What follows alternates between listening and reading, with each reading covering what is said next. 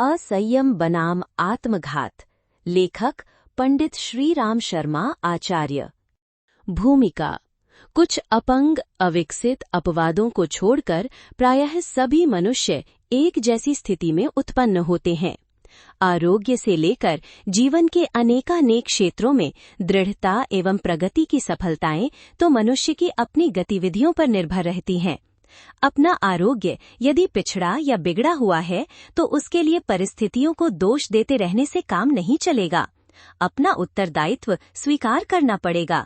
कहीं अपने से ही भूल होती है या होती रही है। अपने पैर कुल्हाड़ी मारने से ही ये जख्म हुआ है।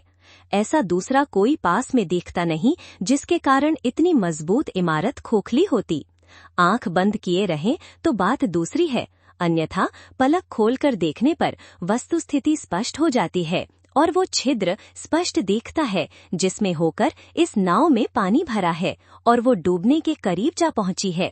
अपनी ही बुरी आदतें हैं जिनसे घुन की तरह इस मजबूत शहतीर को खोखला करके रख दिया है।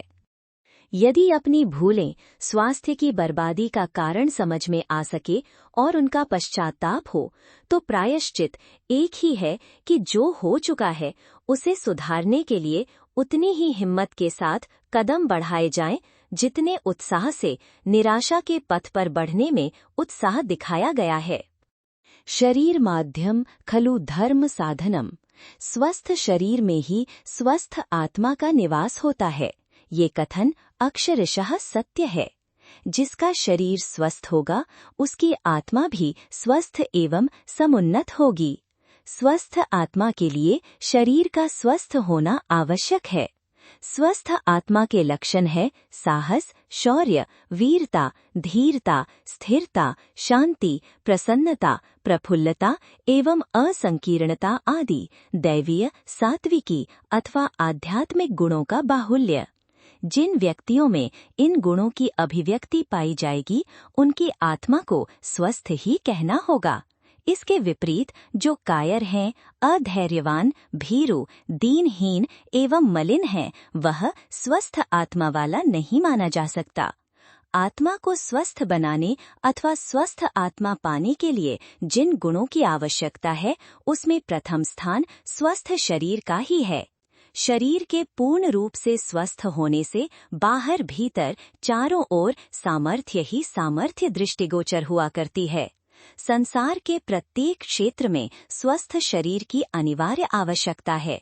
उपार्जन से लेकर भोजन तक और संघर्ष से लेकर मनोरंजन तक ऐसा कोई भी क्षेत्र नहीं है जिसमें अस्वस्थ शरीर व्यक्ति सफलता एवं सार्थकता पूर्वक जी सके। किसान से लेकर क्लर्क तक और उद्योगपति से लेकर श्रमिक तक यदि वो शरीर से स्वस्थ एवं समर्थ नहीं होगा तो अपना उपार्जन क्रम नहीं चला सकता। यदि रोज हींक कर चलाता भी है तो उसका काम सुंदर एवं संतोषजनक नहीं हो सकता। अस्वस्थ शरीर व्यक्ति अधिक दिनों तक उपार्जन क्षेत्र में नहीं डट सकता। शीघ्र ही वो या तो रोगी होकर चारपारी पकड़ लेगा अथवा पूर्ण रूप से क्षीण होकर क्षय हो जाएगा। बहुत से अस्वस्थ व्यक्ति खाते कमाते देखे जाते हैं, किंतु उनके खाने कमाने में कोई आनंद नहीं होता। वे मुर्दों की तरह जीते हैं। यह भी संभव हो सकता है कि ऐसे अनेक अस्वस्थ व्यक्ति हों जिनके काम करने वाले नौकर चाकर हों, पुत्र के पौत्र हों और उनको उपार्जन के लिए किसी प्रकार की चिंता न करनी पड़ती हो। तब भी ऐसे परावलंबी व्यक्ति जीवन का कोई सुख नहीं पा सकते। परावलंबी, पराश्रित अथवा परमुखापेक्षी व्यक्ति की आत्मा दीनहीन तथा मलिन होकर मर जाती है। संतान वाला होकर भी अनाथ और धनवान होकर भी भिखारी जैसा बना रहता है। पर निर्भर को भी शारीरिक निर्भरता वाला व्यक्ति ऊपर से कितना ही अभिमान, मान, गुमान अथवा स्वाभिमान क्यों न दिखलाए, किंतु वह सब उसका आडंबर मात्र ही होता है।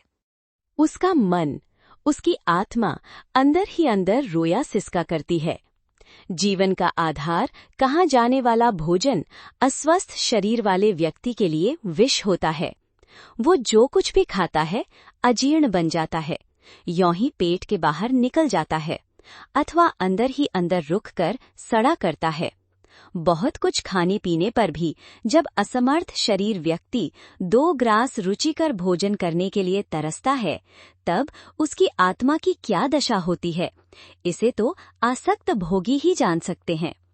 अन्य सुख तो दूर की चीज है, असमर्थ व्यक्ति निद्रा सुख से भी वंचित रहता है। अस्वस्थ व्यक्ति को अनेक चिंताएं, पीड़ा तथा वेदनाएं घेरे रहती हैं। इस कारण उसे रात में नींद नहीं आती। जब सारा संसार मौज से मीठी तथा गहरी नींद सोता है और असमर्थ व्यक्ति अनिद्रा का आखेट बना तारे गिनता रहता है, तब उसकी आत्मा पर क्या बीतती है, ये भी कोई भुक्त भोगी ही जान सकता है। भोजन, नींद, श्रम एवं स्वावलंबन के सुख से वंचित असमर्थ शरीर वाला व्यक्ति आध्यात्मिक क्षेत्र में कौन से तारे तोड़ सकता है, कितनी उन्नति कर सकता है, कितना आगे बढ़ सकता है? इसका उत्तर केवल नकारात्मक ही हो सकता है। आत्म उन्नति के इच्छुक अध्यात्मवादियों की सबसे प्रमुख एवं प्रथम साधना ये है कि वे अपने शरीर को पूर्ण रूप से स्वस्थ एवं पुष्ट बनाएं। जो असमर्थ व्यक्ति साधारणतम दैनिक श्रम नहीं कर सकता, अपने जीवन संकट को ठीक से नहीं खींच सकता, वो साधन समर में आवश्यक संयमों का निर्वाह कर सकेगा। काम, क्रोध, मोह, लोभ, ईर्ष्या, डाह आदि शत्रुओं से डटकर मुकाबला कर सकेगा। ऐसी कल्पना भी नहीं की जा सकती। साधन समर के लिए स्वस्थ एवं पुष्ट शरीर की अनिवार्य आवश्यकता है, जिसे पूरा किए बिना कोई व्यक्ति अध्यात्म पथ पर एक कदम भी नहीं बढ़ सकता। स्वस्थ शरीर में ही स्वस्थ आत्मा रहती है। यह तथ्य किसी आध्यात्मिक जिज्ञासु को नहीं भूलना चाहिए। निर्बल शरीर के व्यक्ति बहुधा चरित्रहीन भी हुआ करते हैं। उनकी शारीरिक निर्बलता ही इस बात का विज्ञापन है कि वह व्यक्ति पूरी तरह सदाचारी नहीं है। बहुत बार लोग किसी रोग के शिकार होकर क्षीणकाय हो जाते हैं, किंतु वो रोग भी उसको किसी अनियमित आहार विहार के दंड स्वरूप ही मिला होता है। आहार विहार तथा आचार विचार का असंयम स्वयं में ही एक असदाचार एवं चरित्रहीनता है। हीन चरित्र अथवा आचरण रहित व्यक्ति यदि उस आध्यात्मिक दिशा में बढ़ना चाहता है जिसमें अखंड आत्मबल एवं सदाचरण आवश्यक है, तो वह दिन में स्वप्न देखता है। इस प्रकार के तेजस्वी चरित्र को क्षीण अथवा दीनहीन शारीरिक अवस्था वाला नहीं पा सकता। आवेग, आवेश, आक्रोश एवं आतुरता आध्यात्मिक पथ पर लगने वाले बड़े ही क्रूर डाकू हैं। ये डाकू बड़ी कठिनाई से कमाई हुई मानसिक शांति अथवा स्थिरता को क्षण भर में ही लूटकर साधक को निर्धन एवं निर्बल बना देते हैं। ये दस्यु किस समय किस पर आक्रमण कर दें, इसका कोई ठिकाना नहीं। विश्वामित्र, ययाति, पाराशर तथा दुर्वासा आदि महान आध्यात्मिक साधक जब इनके शिकार बन सकते हैं, तब साधारण जन जो तिल तिल कर उस पथ पर बढ़ पाते हैं, इन क्रूर एवं असामयिक पथ पिंडरियों से सुरक्षित रह सकते हैं। ऐसी आशा आत्म प्रवंचना ही मानी जाएगी। असमर्थ एवं अस्वस्थ शरीर के व्यक्ति स्वभाव से ही आवेश प्रधान होते हैं। निर्बल का क्रोधी होना चिर प्रसिद्ध है। जरा सी बात पर उत्तेजित हो उठना, तनिक सी प्रतिकूलता देखकर आवेश में आ जाना, अणु मात्र अप्रियता से क्रोधग्रस्त हो जाना, बिंदु भर विषमता से बड़ी सीमा तक चिंतित हो उठना निर्बल व्यक्तियों का विशेष अवगुण होता है। असमर्थ शरीर आलस्य, प्रमाद तथा काम विकार का स्थायी निवास होता है। अस्वास्थ्य के कारण भली प्रकार न पचने वाले भोजन का रस रक्त कामुक प्रवृत्ति को उत्तेजित करने वाला ही होता है। इतने अधिक और विषैले कृमि कीटों के लगे रहने पर किसी की आध्यात्मिक कृषि फलीभूत हो सकती है, ऐसा विश्वास किसी प्रकार भी नहीं किया जा सकता। आध्यात्मिक उन्नति करने के लिए जिस निर्मलता, निर्विकारिता एवं निर्भयता की आवश्यकता है, वो शरीर को सबल, स्वस्थ एवं समर्थ बनाकर ही पाई जा सकती है। दीन, हीन, क्षीण तथा निर्बल शरीरावस्था में नहीं। अभय आध्यात्मिक उन्नति का महत्वपूर्ण आधार है। आधार यूं भी कहा जा सकता है कि अभय स्थिति प्राप्त करना ही आध्यात्मिक साधक का लक्ष्य है। जिसे शत्रु भय, अस्वास्थ्य भय, अयश भय, विच्छोह भय आदि सताते रहते हैं, वो एक प्रकार से जीते जी नरक में पड़ा रहता है। भय चिंताओं को जन्म देने वाला विष बीज है। जिसके हृदय में चिंता की ज्वाला जल रही है, जिसकी वृद्धि विविध प्रत्यक्ष अथवा अप्रत्यक्ष भयों से भ्रमित हो रही है, वो आध्यात्मिक पथ पर एक कदम आगे नहीं बढ़ सकता। इन्हीं अवयवों पर विजय पाना भी आध्यात्मिक साधना का लक्ष्य है। भयों से मुक्त हो जाने पर मनुष्य की आत्मा एक अनिर्वचनीय सुख शांति की अनुभूति पाती है। एक ऐसी निशंक शांति की अनुभूति जो ब्रह्मानंद के समक्ष होती है। अभय का अभ्यास समर्थ शरीर द्वारा ही संभव है। शरीर में शक्ति एवं ओज तेज रहने से मनुष्य का मनोबल भी बढ़ता है। उसे विश्वास रहता है कि वह किसी भी समय परिश्रम, पुरुषार्थ एवं सहन शक्ति के बल पर किसी भी प्रतिकूलता का मुकाबला सफलतापूर्वक कर सकता है। किसी दुष्ट के आने पर उससे निपट सकता है, शत्रु के आने पर टक्कर ले सकता है, संकट आने पर स्थिर रह सकता है और आपत्ति में फंस जाने पर अपना संतुलन बनाए रख सकता है। उसे कभी भी ये शंका नहीं रहती कि संसार की कोई भी विषम परिस्थिति उसको विचलित कर उसका बाल बांका कर सकती है। शरीर सामर्थ्य भरे पूरे शरीर वाले की हिम्मत, हौसला तथा साहस को बहुत बढ़ा चढ़ा देती है। शारीरिक सामर्थ्य के अभाव में मनोबल तथा आत्मविश्वास की संभावना दूर की बात है। असमर्थ व्यक्ति जीवन में पल पल पर त्रस्त, व्यग्र, आतुर तथा शंकाकुल ही रहा करते हैं, और यदि कभी वे किसी कारणवश कोई साहस भी कर बैठते हैं तो बहुधा उन्हें पराजय, अपमान अथवा असफलता का सामना करना पड़ता है, जिनसे उनकी आत्मा पर अंधकारपूर्ण प्रतिक्रिया होती है। ऐसी स्थिति में आत्मा की उन्नति तो दूर, उल्टा पतन ही होता है। आध्यात्मिक उन्नति के लिए साधनाओं एवं साधनों की आवश्यकता है। उसमें शरीर रूपी साधन को सक्षम एवं सुयोग्य बनाने के लिए स्वास्थ्य साधना की प्रमुख एवं प्रथम आवश्यकता है। शरीर को स्वस्थ, सबल एवं सक्षम बनाने के लिए सात्विक आहार, इंद्रिय संयम, मानसिक संतुलन, व्यवस्थित दिनचर्या के अतिरिक्त उचित मात्रा में शारीरिक श्रम करना भी है। इस आवश्यकता की पूर्ति के लिए व्यायाम आवश्यक है। श्रम करने को तो यूं सभी लोग कुछ न कुछ शारीरिक श्रम करते रहते हैं। किसान तथा मजदूर तो केवल शारीरिक श्रम के आधार पर ही अपनी आजीविका कमाते हैं। एकमात्र शारीरिक श्रम को ही स्वास्थ्य का आधार मान लेना गलत है। किसी रूप में केवल शारीरिक श्रम करते रहने से ही व्यायाम की पूर्ति नहीं हो सकती। कार्य श्रम तथा व्यायामिक श्रम में जो भेद है वो यह है कि साधारण क्रियाशीलता के श्रम में स्वास्थ्य संवर्धन की भावना नहीं रहती, जबकि व्यायामिक श्रम में मात्र इसी भावना का समावेश रहता है। स्वास्थ्य संवर्धन की भावना से रहित श्रम से वांछित स्वास्थ्य की उपलब्धि नहीं हो सकती। व्यायाम केवल शारीरिक श्रम नहीं, वरन शारीरिक श्रम व मानसिक भावना के सम्मिश्रण का नाम है। शारीरिक श्रम तथा मन दोनों के सम्मिश्रण पर जो नियमित एवं विधिपूर्वक किया जाता है, उसे ही व्यायाम की संज्ञा दी जाती है, और वही परिश्रम मनुष्य को स्फूर्ति, प्रेरणा, शक्ति, सामर्थ्य, साहस, उत्साह, मनोबल तथा आत्मविश्वास प्रदान कर सकता है, जिसके आधार पर अध्यात्म मार्ग के सहायक गुण अभय एवं उल्लास को प्राप्त किया जा सकता है।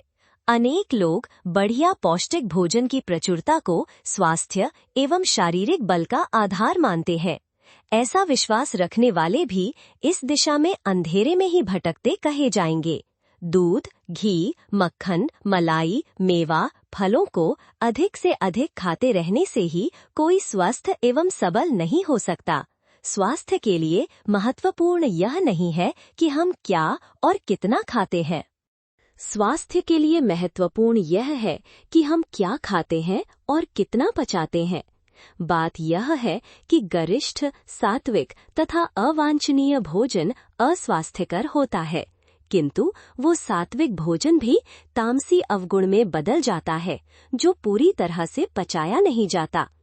भोजन को पूरी तरह पचाया और उसका शक्ति तत्व आत्मसात करने के लिए व्यायाम के रूप में शारीरिक श्रम करना बहुत आवश्यक है। व्यायाम के अभाव में बढ़िया से बढ़िया पौष्टिक एवं स्वास्थ्यदायक भोजन भी अपच बनकर शरीर को हानि पहुंचाएगा, जबकि व्यायाम श्रम द्वारा ही पूरी तरह पचाया हुआ ज्वार जैसा साधारण अन्न तक उन सब आवश्यकताओं की पूर्ति कर देगा जिनकी शारीरिक स्वास्थ्य एवं सामर्थ्य के लिए अपेक्षा है। इससे उसकी शारीरिक शक्ति बढ़ेगी, मनोबल तथा आत्मविश्वास की उपलब्धि होगी। आध्यात्मिक मार्ग के संयमों, नियमों तथा कठिनाइयों को सहन करने की क्षमता प्राप्त होगी। अभय की सिद्धि होगी, जो कि भव से मुक्त करने में सहायक होगी।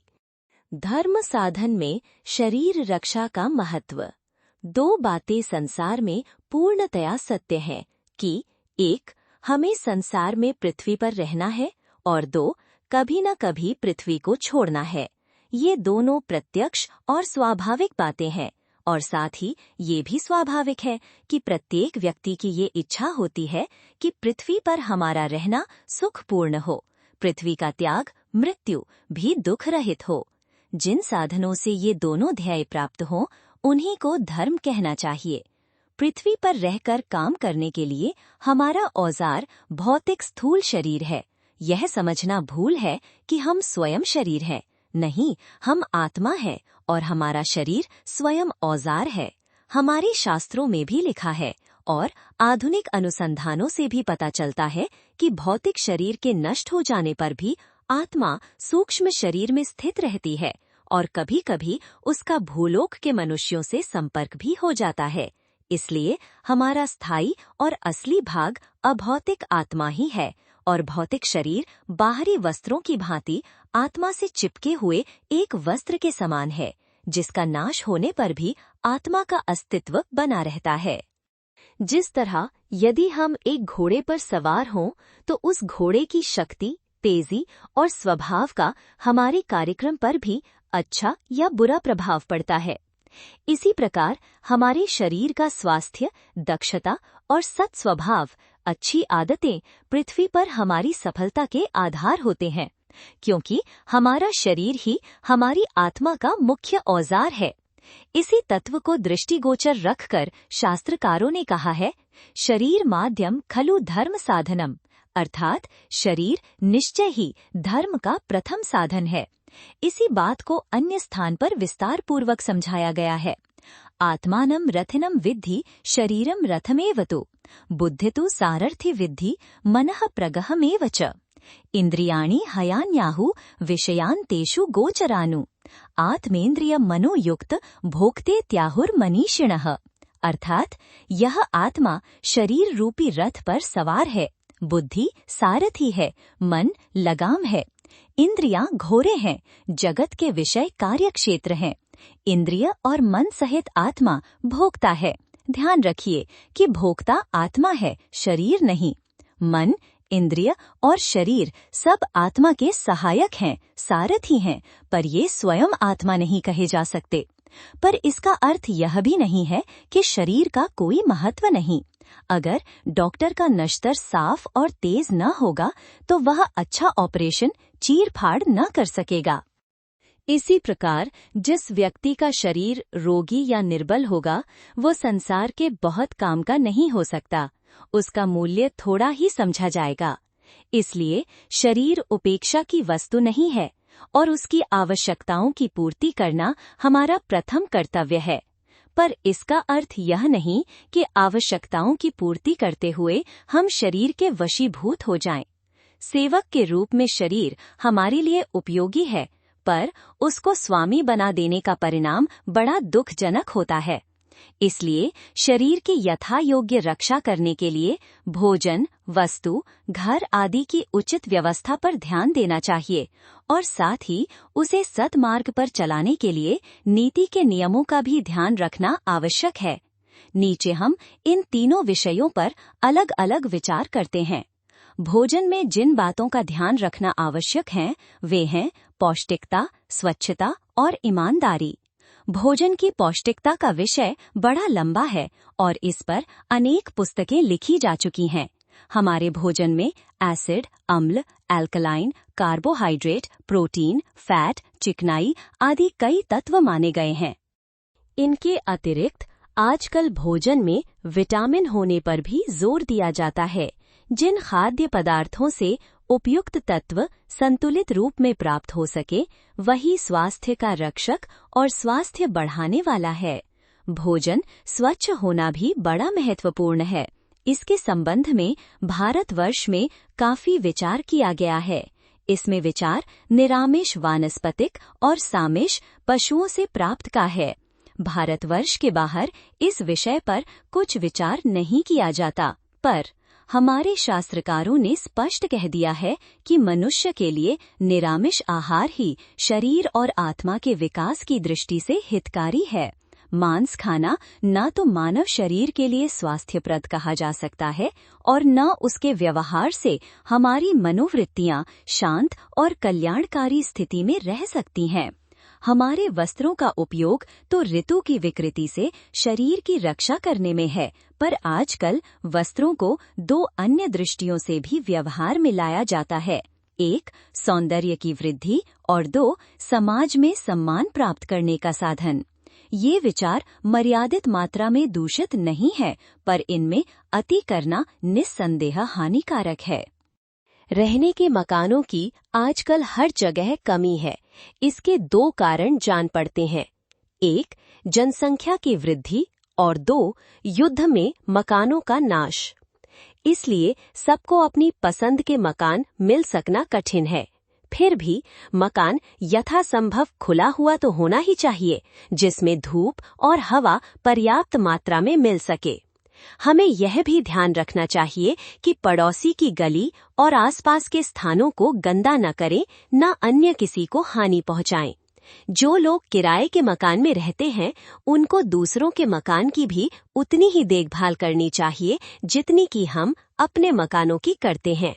तीसरी बात, ईमानदारी से धन प्राप्त करने की। इसकी आवश्यकता जीवन निर्वाह की सभी बातों में है। यह भी धर्म का सर्वप्रथम और परमावश्यक लक्षण है। समस्त वस्तुओं की प्राप्ति का साधन धन है, जिसके लिए वैज्ञानिक शब्द अर्थ है। अर्थ की प्राप्ति और उनका व्यय एक बड़ा विषय है। अर्थ की प्राप्ति के संबंध में आचार्य बिनोवा भावे ने लिखा है कि कर्मयोगी का जीविका अर्जन कार्य समाज उपकारक होगा। बौद्ध धर्म में सम्यक आजीवन को धर्म के 8 अंगों में गिना गया है, जिसका आशय यही है कि आजीविका उचित और धर्मयुक्त मार्ग से प्राप्त की जाए। इस संबंध में हमको यह समझना चाहिए कि संसार में सब वस्तुएं समाज की हैं। हमारी ईमानदारी इसी में है कि जितने मूल्य की समाज की सेवा करें, उतने ही मूल्य की वस्तुओं का उपभोग करें।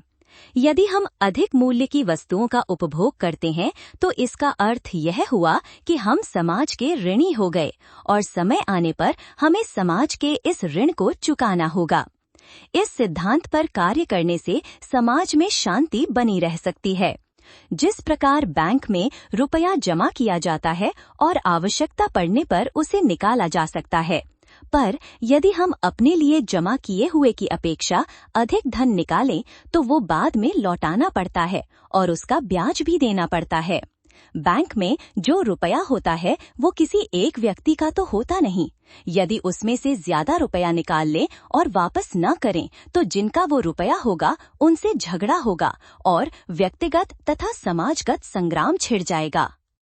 दूसरों के परिश्रम से अर्जित वस्तु या अर्थ के उपभोग की लिप्सा के ही कारण गत 50 वर्षों में 2 बार महाभयंकर युद्ध हो चुके हैं। अपनी योग्यता और श्रम से उपार्जित जो संपत्ति है, चाहे वो थोड़ी ही हो, उसी तक अपना व्यय सीमित रखना संसार में सुख और सार्वजनिक सुख का मुख्य साधन है। इस दृष्टि से धर्म साधन के लिए शरीर की रक्षा की ओर ध्यान देना और उसे कार्यक्रम बनाए रखना परमावश्यक है। रोगी और निर्बल मनुष्य से धर्म साधन प्रायः असंभव होता है और वह स्वयं ही दूसरों के आश्रित रहता है। पर शरीर रक्षा के साधनों को प्राप्त करने में सर्वप्रथम सच्चाई, ईमानदारी का ध्यान अनिवार्य है, क्योंकि यदि इन बातों का ध्यान न रखा जाएगा तो समाज में शांति का स्थिर रहना कठिन होगा और उससे सभी व्यक्तियों को हानि सहन करनी पड़ेगी। इसलिए मनुष्य का हित इसी में है कि वो अन्य व्यक्तियों के हित की रक्षा करते हुए अपना भी हित साधन करे, स्वाध्याय की उपेक्षा न करें। मनुष्य सांसारिक कर्तव्य को पूर्ण लगन व तत्परता के साथ निभाता रहे, इसके लिए निरोग जीवन जीने का सर्वाधिक महत्व है। सामान्य जीवन के हर छोटे बड़े कार्य स्वस्थ रहे बगैर पूरे नहीं किए जा सकते। महान कार्यों को पूरा करने के लिए उसकी उपयोगिता और भी कई गुना बढ़ जाती है। इसी से स्वास्थ्य को धार्मिक सदाचार की संज्ञा दी जाती है। वस्तुतः ये सच बात है कि व्यक्ति में नैतिक सद्गुणों का विकास स्वस्थ व निरोग रहने से प्रारंभ होता है। इसी के सहारे धर्म की रक्षा और असत तत्वों से बचाव रखा जा सकता है। शास्त्रकार ने लिखा है, शरीर माध्यम खलु धर्म साधनम, अर्थात धर्म का कर्तव्य पालन का प्रमुख साधन है उत्तम स्वास्थ्य। अप्राकृतिक कर्मों द्वारा स्वास्थ्य को गिरा देना, रोगी होना महान पाप है। आध्यात्मिक जीवन बिताते हुए मनुष्य उससे महान परिणामों की आशा रखता है। इसके लिए स्वास्थ्य सर्वप्रथम है। शरीर का अर्थ है साध्य तक पहुंचाने का साधन, अथवा इस प्रकार कहना चाहिए कि ये वो उपकार है जिसके द्वारा महान आध्यात्मिक परिणाम प्राप्त किए जाते हैं। साधनहीन, अस्त व्यस्त व डांवाडोल रहे उपकरण यदि जीर्ण शीर्ण हो तो सिद्ध प्राप्ति की कामना कभी भी साकार न होगी। लक्ष्य चाहे आध्यात्मिक हो अथवा लौकिक, उसकी प्राप्ति के लिए सर्वप्रथम स्वस्थ व निरोग जीवन की उपासना करनी पड़ती है। इसकी उपेक्षा करने वालों को तो अभीष्ट प्राप्ति से वंचित ही रहना पड़ता है। रोगी व शारीरिक दृष्टि से दुर्बल व्यक्ति सीधा शॉर्टकट मार्ग ढूंढकर किसी प्रकार की सफलता प्राप्त करना चाहे तो उन्हें निराश ही होना पड़ेगा। सफलता का राजमार्ग अच्छे स्वास्थ्य से प्रारंभ होता है। आध्यात्मिक विद्या के आचार्य जब किसी को पारमार्थिक उद्देश्य की पूर्ति अथवा जीवन लक्ष्य की प्रेरणा देते हैं तो उन्हें जप तप, ध्यान धारणा आदि की उच्च प्रक्रियाएं बाद में बताते हैं। पहले तो उनका प्रशिक्षण स्वास्थ्य कायम रखने, निरोग जीवन बिताने पर होता है। पीछे दूसरे उपाय भी बताते हैं। नींव मजबूत किए बिना अगला कदम सफल नहीं हो सकता। कई लोग यह समझते हैं कि शरीर चाहे जिस स्थिति में पड़ा रहे, जप तप मात्र से ही अभीष्ट प्राप्ति संभव है, किंतु ऐसा नहीं हो पाता। कोई ड्राइवर कहे कि उसकी गाड़ी टूटी फूटी है तो क्या हुआ, इंजन, गियर, ब्रेक आदि अच्छे नहीं तो इसमें क्या हर्ज, तो समझदार यात्री उसकी बात पर विश्वास नहीं कर सकते। इसी प्रकार टूटे फूटे, जीर्ण शीर्ण एवं रुग्ण शरीर को लेकर कोई व्यक्ति जीवन लक्ष्य प्राप्त कर सकेगा, उस पर विश्वास नहीं किया जा सकता। मनुष्य की जिंदगी भी ऐसी ही एक यात्रा है। इसे शरीर की मोटर पर सवार होकर पूरा किया जाता है। मंजिल की ओर से चलने वाला वाहन ये शरीर ही है। इसे यूं ही उपेक्षित रखा गया, रोग, शोक और दुर्बलता के यातनालय में पड़ा सिसकता रहने दिया गया तो लक्ष्य प्राप्ति की प्रक्रिया भला कैसे पूरी हो सकेगी? पूजा पाठ करें सो ठीक है, सदाचार पर चलते हुए जीवन को समुन्नत बनाते चले ये सराहनीय है। उचित रीति से धनार्जन करता हुआ अपने परिवार का उचित ढंग से पालन पोषण करें, ये सभी अध्यात्म के महत्वपूर्ण अंग हैं। किंतु इन सबसे अधिक और सर्वप्रथम ध्यान देने योग्य यदि कोई वस्तु है तो वो है उत्तम स्वास्थ्य और निरोग जीवन। स्वास्थ्य सफलता का मूलाधार माना गया है। शरीर रुग्ण हो तो चित्त कभी स्थिर न रहेगा। शारीरिक अशक्तता से मन खिन्न रहेगा। रोग, शोक और पीड़ाओं में फिर वो एकाग्रता कहाँ बन पड़ेगी जिसकी अपेक्षा की गई थी? ऐसे व्यक्ति आध्यात्मिक जीवन का क्या आनंद पा सकेंगे? शारीरिक रुग्णता और निर्जीव इच्छा शक्ति दोनों सगी बहनें हैं। क्षीणकाय व्यक्ति कामनाएं कितनी ही कर लें पर कुछ सफलता पा जाएगा, इसमें सदैव संदेह ही रहता है। मनुष्य की जिंदगी भी ऐसी ही एक यात्रा है। इसे शरीर की मोटर पर सवार होकर पूरा किया जाता है। मंजिल की ओर से चलने वाला वाहन ये शरीर ही है। इसे यूं ही उपेक्षित रखा गया, रोग, शोक और दुर्बलता के यातनालय में पड़ा सिसकता रहने दिया गया, तो लक्ष्य प्राप्ति की प्रक्रिया भला कैसे पूरी हो सकेगी? पूजा पाठ करे सो ठीक है, सदाचार पर चलते हुए जीवन को समुन्नत बनाते चलें, ये सराहनीय है। उचित रीति से धनार्जन करता हुआ अपने परिवार का उचित ढंग से पालन पोषण करें, ये सभी अध्यात्म के महत्वपूर्ण अंग हैं। किंतु इन सबसे अधिक और सर्वप्रथम ध्यान देने योग्य यदि कोई वस्तु है तो वो है उत्तम स्वास्थ्य और निरोग जीवन। स्वास्थ्य सफलता का मूलाधार माना गया है। शरीर रुग्ण हो तो चित्त कभी स्थिर न रहेगा। शारीरिक अशक्तता से मन खिन्न रहेगा। रोग, शोक और पीड़ाओं में फिर वो एकाग्रता कहाँ बन पड़ेगी जिसकी अपेक्षा की गई थी? ऐसे व्यक्ति आध्यात्मिक जीवन का क्या आनंद पा सकेंगे? शारीरिक रुग्णता और निर्जीव इच्छा शक्ति दोनों सगी बहनें हैं। क्षीणकाय व्यक्ति कामनाएं कितनी ही कर लें पर कुछ सफलता पा जाएगा, इसमें सदैव संदेह ही रहता है। श्रमिक अपने श्रम से उद्योगों को चलाता और उत्पादन को बढ़ाता है। लोकसेवी निरंतर श्रम करके मानसिक सत्प्रवृत्तियों को बढ़ाता है। सैनिक शत्रु से घोर संघर्ष करते हुए अपने देश का सम्मान कायम रखता है। किसान सर्दी गर्मी की परवाह न कर दिन रात खेतों में लगा रहता है और उत्तम फसलें उगाकर अपना तथा सैकड़ों दूसरे लोगों का पेट पालन करता है। ये सभी कार्य उत्तम स्वास्थ्य के माध्यम से ही पूरे किए जाते हैं। श्रम का जन्मदाता स्वास्थ्य ही है। महान मनीषी पी साइरस ने लिखा है, अच्छा स्वास्थ्य एवं अच्छी समझ जीवन के दो सर्वोत्तम वरदान हैं। स्वास्थ्य का अच्छी समझ से बड़ा सीधा सा संबंध है।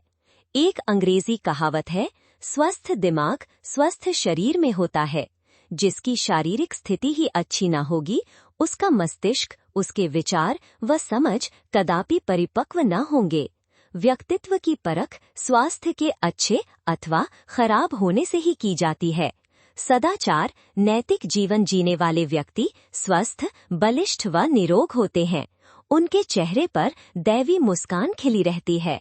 ऐसे व्यक्तियों में कुछ ऐसा आकर्षण होता है कि हर कोई उनसे बात करके मित्रता बढ़ाने और सदैव मिलते जुलते रहने के लिए लालायित रहता, उनसे अलग होने का जी नहीं करता। स्वस्थ व्यक्ति में प्राण शक्ति होती है, इसी से लोग उसकी ओर आकर्षित बने रहते हैं। दूसरे व्यक्ति वे होते हैं जो अपने मित्रों के पास पहुंचते ही अपने दुख दुर्भाग्य का रोना शुरू कर देते हैं। ये दुर्बल व्यक्ति खाज खुजली, सर्दी जुकाम के नुस्खे ही तलाश करते रहते हैं। इनके पास न तो कोई बैठने की इच्छा करता है, न ही इनसे मिलकर किसी को प्रसन्नता मिलती है। संसार में सभी के पास अपनी निज की समस्याएं ही इतनी अधिक होती हैं कि औरों की सुनने की उसकी इच्छा ही नहीं होती है। दूसरों से मिलने, प्रसन्नता प्राप्त करने का ही भाव अधिक रहता है। जो बेचारा स्वयं खींचा हुआ, अप्रसन्न, अस्वस्थ एवं चिंतित रहता है, वो औरों को क्या तो प्रसन्नता देगा, क्या किसी को अपनी ओर आकर्षित कर सकेगा। कहते हैं लोग निर्धन व्यक्ति का कभी साथ नहीं देते। किन्हीं परिस्थितियों में संभव है अधिक आत्मीय व्यक्ति, सच्चे मित्र धनाभाव में भी संबंधों का निर्वाह करते दिखाई दे जाते हों, किंतु दुर्बल व्यक्ति रुग्ण पुरुष से तो सभी आंखें छिपाते और कतराते रहते हैं। उनसे कुछ लाभ उठाने की बात तो कभी सोच भी नहीं सकते। वे वास्तव में कभी किसी का उपकार नहीं कर सकते। ऐसे व्यक्ति समाज व राष्ट्र के अभिशाप ही माने जाते हैं। रुग्ण व्यक्ति खुद तो परेशान, चिंतित एवं निराश रहता ही है, अपने परिवार वालों, समीपवर्ती लोगों को भी हर घड़ी परेशानियों में फंसाए रखता है। किसी शायर ने लिखा है, तंग दस्ती अगर न हो गालिब, तंदुरुस्ती हजार नियामत। दैनिक परेशानियों से छुटकारा पाने का एक ही उपाय है तंदुरुस्ती, अच्छा स्वास्थ्य। यह बात सिर्फ वैयक्तिक हित के लिए नहीं है, वरन इससे सभी को लाभ मिलता है। जीवन के विभिन्न व्यवसायों में अनेकों लोगों के साथ हमारा संबंध बना रहता है। बेटे की स्वास्थ्य खराबी अकेले उसी को तकलीफ दे सो बात नहीं, उसके इलाज के लिए माँ चिंतित होगी ही। अपने व्यवसाय को छोड़कर चिकित्सा के लिए बाप को जाना ही पड़ेगा। पास पड़ोस वाले भी इस कार्य में हाथ बटाते हैं। धन का अपव्यय होता है सो अलग, समय की बर्बादी होती है वो एक तरफ। जितना श्रम व धन किसी उपयोगी कार्य में लग सकता था वो एक व्यक्ति ही ले बैठा। धर्म कर्तव्य समझकर लोग रोगी की सेवा सहायता करते हैं, पर साथ ही यह भी अनुभव करते हैं कि उसके कारण उन्हें कितनी हानि उठानी पड़ी। फिर रोगी के प्रति धीरे धीरे समीपवर्ती लोगों में घृणा और उपेक्षा की भावना पनपने लगती है। इसलिए स्वास्थ्य को बनाए रखने और उस हेतु आवश्यक संयम को जीवन में सदैव स्थान दिए रहने में भूल नहीं करनी चाहिए। स्वास्थ्य को असंयम की वेदी पर बर्बाद करना आत्मघात है और राष्ट्र की भी सबसे बड़ी संपत्ति का नाश करना है। इसलिए स्वास्थ्य की उपेक्षा न करें।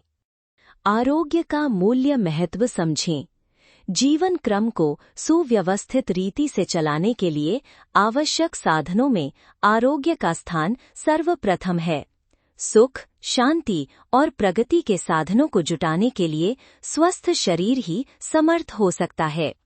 जब शरीर की शक्तियां क्षीण हो जाती हैं, बुढ़ापा आ घेरता है अथवा रोगों के चंगुल में जकड़ जाता है, तो मनुष्य की स्थिति दीनहीन एवं आर्त कातर जैसी हो जाती है।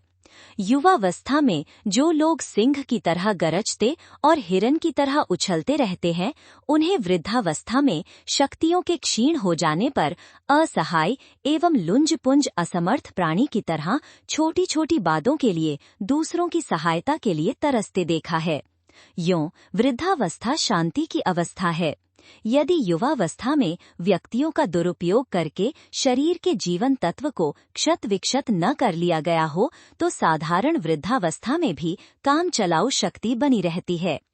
अगणित व्यक्ति ऐसे हैं जो वृद्ध कहे जा सकने की आयु के होते हुए भी तरुणों जैसी सक्षमता बनाए रखते हैं। इसके विपरीत 50 वर्ष की आयु के ऐसे व्यक्ति भी बहुत बड़ी संख्या में देखे जा सकते हैं, जिनके लिए जिंदगी भार हो रही है। शक्ति का भंडार चुक जाने पर खोखला बना हुआ शरीर किसी भी आयु का क्यों न हो असहाय स्थिति को पहुंच जाता है और जीवित रहते हुए भी मृतक से अधिक दुख पाता है। बीमारियों ने जिन्हें घेर लिया है उनके कष्टों का तो कहना ही क्या है। प्रत्येक रोग अपने साथ एक जलन, अशांति एवं पीड़ा लिए होता है। रोगों की भिन्नता के कारण ये कष्ट न्यूनाधिक हो सकता है, पर अशांति हर रोगी को रहती है। कुछ रोग ऐसे होते हैं जिनके शरीर में रहते हुए भी मनुष्य किसी प्रकार अपना दैनिक कार्यक्रम चलाता रहता है, और कुछ ऐसे होते हैं जिनकी तीव्र व्यथा के कारण चारपाई पकड़नी पड़ती है। आमतौर से रोगी उन्हें ही माना जाता है जो काम करने में असमर्थ होकर चारपाई पर गिर पड़े, दर्द से कराहें, दूसरों की सहायता की अपेक्षा करें और जिनकी सहायता के लिए डॉक्टर बुलाना पड़े। अब अस्वस्थता इतनी व्यापक होती चली जा रही है कि जो लोग किसी प्रकार अपनी देह को घसीटते ले चलते हैं, कष्ट को बाहर प्रकट न करके भीतर ही भीतर सहते रहते हैं, उन्हें मोटे तौर से रोगी भी नहीं माना जाता। कुछ न कुछ व्यथा बनी रहना तो आज एक फैशन जैसा आम रिवाज हो गया है। कुल्ला, दातौन की तरह दवाओं का सेवन भी एक दैनिक आवश्यकता बनती जा रही है। रोग मंद हो या तीव्र, शरीर की शक्तियों का उत्पादन रोकता है और संग्रहित बल को दिन दिन नष्ट करता चलता है। मंद रोगों में यह विनाश प्रक्रिया धीरे धीरे चलती है और मनुष्य अकाल मृत्यु की ओर धीरे धीरे घिसटता चलता है। तीव्र रोगों में यह कार्य आंधी तूफान की तरह होता है और यदि समुचित रोकथाम न हुई तो असह्य पीड़ा को सहता हुआ रोगी तेजी से दौड़ता हुआ काल के मुख में प्रवेश कर जाता है। जो लोग बीमारियों से ग्रसित हैं, उनको जीवन धारण किए रहना ही एक समस्या है। जिंदगी के दिन किसी प्रकार काट लें तो यही उनके लिए एक बड़ा पुरुषार्थ है। अन्यथा एक एक दिन पीड़ा और परेशानी के कारण पहाड़ की तरह मालूम पड़ता है। ऐसी परिस्थिति में फंसे हुए मनुष्य उन्नति और प्रगति की कल्पनाएं ही कर सकते हैं। उनके लिए उन्हें वो अवसर कहाँ मिल पाता है जो स्वस्थ और पुष्ट शरीर वालों के लिए संभव होता है। रोग मनुष्य का सबसे बड़ा शत्रु है। वो भीतर ही भीतर जीवन तत्व को चूसता रहता है और उसे ऐसा खोखला एवं निकम्मा बना देता है कि किसी दिशा में पुरुषार्थ करने की क्षमता शेष नहीं रहती। प्रगति पथ में बाधा पहुंचाने वाली संसार में अनेक कठिनाइयां हैं। गरीबी, अविद्या, शत्रुता, शोषण, अविवेक, अनुपयुक्त शासन, अविवेकी समाज, दैवी प्रकोप आदि बहुत से कारण ऐसे हैं जो मनुष्य की उचित प्रगति को रोकते हैं। आलस्य, असभ्यता, उत्तेजना, निराशा, मूर्खता आदि कई व्यक्तिगत दोष भी ऐसे हैं जो जीवन को ऊपर उठने नहीं देते और बार बार नीचे दबोचते रहते हैं। पर इन सब से बढ़कर मनुष्य का शत्रु रोग है।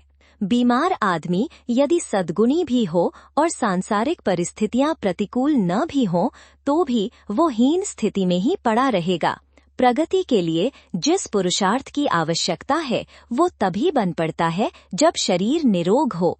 बीमार का सारा ध्यान अपनी व्यथा पर केंद्रित रहता है। दिन काटने की आवश्यक बातें तो उसे विवश होकर पूरी करनी ही पड़ती हैं, पर उन मजबूरियों से ऊपर उठकर मना क्षेत्र में कुछ ऐसा उत्साह शेष नहीं रहता जिसके आधार पर उन्नति की किसी बड़ी योजना को पूरा किया जा सके। रोग के साथ साथ क्षरण और कष्ट की प्रक्रिया निरंतर बढ़ती रहती है। देह में जो कुछ जमा पूंजी है, बीमारी उसे दिन दिन घटाती और बर्बाद करती जाती है। कष्ट में कराहता हुआ, बेचैनी और अशांति अनुभव करता हुआ मनुष्य क्या तो प्रगति की बात सोचेगा और क्या उस मार्ग पर दूर तक चल सकेगा। महत्वाकांक्षी व्यक्ति आगे तो बढ़ना चाहते हैं, उनकी कामनाएं तो बड़ी बड़ी होती हैं, पर शरीर साथ नहीं देता। ऐसी दशा में वे शक्ति से बाहर खींचतान करके शरीर पर कुछ देर अत्याचार भी करते रहते हैं, पर इतने से भी क्या काम बनने वाला है। पूरे पुरुषार्थ की शरीर में क्षमता नहीं होती, स्वल्प प्रयत्न से वो महत्वाकांक्षा पूरी नहीं होती। ऐसी दशा में निराशा, दुर्भाग्य, क्षोभ आदि के खीज भरे विचार और उठने लगते हैं, जिससे एक विशेष प्रकार का मानसिक कष्ट और बढ़ जाता है। आजीविका उपार्जन के लिए अच्छे अवसर प्राप्त कर सकना स्वस्थ मनुष्य के लिए ही संभव है। क्या व्यापार, क्या नौकरी, दोनों ही कार्य शरीर बल की अपेक्षा रखते हैं। विद्या और बुद्धि बल बढ़ाने के लिए जिस शिक्षण और अध्यवसाय की जरूरत है, वो भी निरोग रहने पर ही बन पड़ता है। समाज सेवा, परमार्थ, साधना, भजन, ध्यान, धर्म, कर्म जैसे पुण्य कर्मों के लिए जिस मनोबल की आवश्यकता है, वह अस्वस्थ रहने वालों में कहाँ होता है। थोड़ी खींचतान कर गाड़ी आगे चलाते हैं, पर दूर तक वो भी नहीं चल पाती। यश कीर्ति की कामना करने वालों को जो त्याग करना पड़ता है, उसके लायक अस्वस्थ व्यक्तियों में न तो साहस होता है और न साधन ही जुटा पाता है। मौज मजा करने की कामना भी ऐसे लोग कहाँ पूरी कर पाते हैं। विनोद और मनोरंजन के लिए अवकाश की भी जरूरत पड़ती है और मनः स्थिति की भी। ये दोनों ही बातें अस्वस्थता की स्थिति में नहीं बन पड़ती। इंद्रियों की शक्ति घट जाने से कोई भी रोग भोगते हुए दूनी पीड़ा बढ़ जाने की आशंका सामने खड़ी रहती है। इस प्रकार आशा और आनंद के सभी द्वार रोगी व्यक्ति के लिए अवरुद्ध बने रहते हैं। संसार में कोई महत्वपूर्ण काम करने की, उन्नति एवं सफलता की, आनंद उल्लास की, संतोष और शांति प्राप्त करने की आकांक्षा हर व्यक्ति को रहती है, पर कितने लोग हैं जो अपना अभीष्ट मनोरथ पूरा कर पाते हैं। इन मन महसूस कर असफल रहने वाले व्यक्तियों में से अधिकांश वे होते हैं जिन्हें अस्वस्थता घेरे रहती है। उनके लिए न तो अपने लिए प्रसन्नता प्राप्त करना संभव होता है और न अपने परिवार की कोई महत्वपूर्ण सेवा बन पड़ती है। रोगी की सेवा में घर के लोगों को समय लगाना पड़ता है। ये परिचर्या किन्हीं बिरले ही मनस्वी व्यक्तियों को रुचती है। अन्यथा सब लोग हंसते खेलते वातावरण में ही रहना पसंद करते हैं और दुखी बीमारों की मनोव्यथा के संपर्क में आकर अपने को उदास बनाने से बचना चाहते हैं।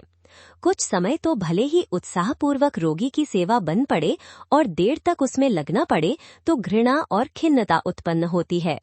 रोगी की परिचर्या करने वाले लोग बाहर से ही शिष्टाचार बरतें, पर भीतर ही भीतर घृणा और खिन्नता के भाव भरे रहते हैं। इस प्रकार की मनोभावनाओं के बीच रोगी अपने दिन काट सकता है, पर शांति एवं प्रसन्नता अनुभव नहीं कर सकता। छूत का भय, घर और बस्ती में बढ़ने वाली गंदगी, परिचर्या में लगने वाला समय, कष्टमय वातावरण की मनहूसियत, दवा दारू का खर्च, उपार्जन में कमी आदि का चिड़चिड़ापन आदि कितनी ही बातें ऐसी उत्पन्न हो जाती हैं जिससे रोगी व्यक्ति से उसके घर वाले भी खिन्न रहते हैं और उनके संपर्क में आने से कतराने एवं पीछा छुड़ाने की भावनाएं व्यक्त करने लगते हैं। ऐसी परिस्थितियों से घिरा हुआ रोगी जो अपने आप के लिए ही भार रूप है, क्या अपने परिवार की सेवा करेगा और क्या उन्हें सुखी रखेगा? रोग को आज जिस प्रकार एक फैशन मान लिया गया है और उसकी हानियों को गंभीरता से न सोचने का जो स्वभाव बनता जा रहा है, वह बीमारी से भी अधिक भयंकर है। किसी चीज को हटाने या मिटाने का प्रयत्न मनुष्य तभी करता है जब उसकी भयंकरता और हानियों को भली प्रकार समझे। बीमारी और कमजोरी मानव जीवन की सबसे बड़ी क्षति है। लोग धन की हानि को प्रधानता देते हैं, पर वस्तुतः स्वास्थ्य की हानि ही सबसे बड़ी हानि है। कमाई में लोग धन संपत्ति या प्रतिष्ठा को सब कुछ समझते हैं, पर ये भूल जाते हैं कि स्वस्थ शरीर के बिना न तो किसी भी बड़ी सफलता को उपलब्ध किया जा सकता है और न उसे स्थिर रखा जा सकता है। विभूतियां उसी के पास ठहरती हैं जो उनकी सुरक्षा रखने में समर्थ है। दुर्बल व्यक्ति से लक्ष्मी ही नहीं, विभूति भी तिरस्कृत करती हुई विदा हो जाती है। इसलिए लक्ष्य जो भी हो, उसे प्राप्त करने एवं सुरक्षित रखने के लिए सर्वोपरि साधन स्वास्थ्य की चिंता, अभिवृद्धि एवं सुरक्षा करनी ही चाहिए।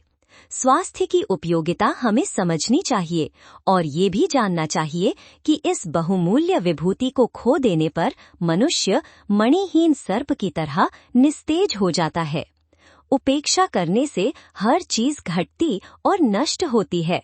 हमारे स्वास्थ्य का विनाश भी इस बुरी आदत के कारण ही होता है कि हम स्वास्थ्य की उपयोगिता की ओर ध्यान नहीं देते और न ये सोचते हैं कि उसकी क्षति जीवन की कितनी भयानक क्षति है। यदि इस ओर हमारा समुचित ध्यान हो तो जिस प्रकार धन दौलत की चिंता में बहुत सारा समय लगाते हैं, उसी प्रकार आरोग्य की रक्षा के लिए क्यों समय न लगावेंगे? क्यों कर ध्यान न देंगे?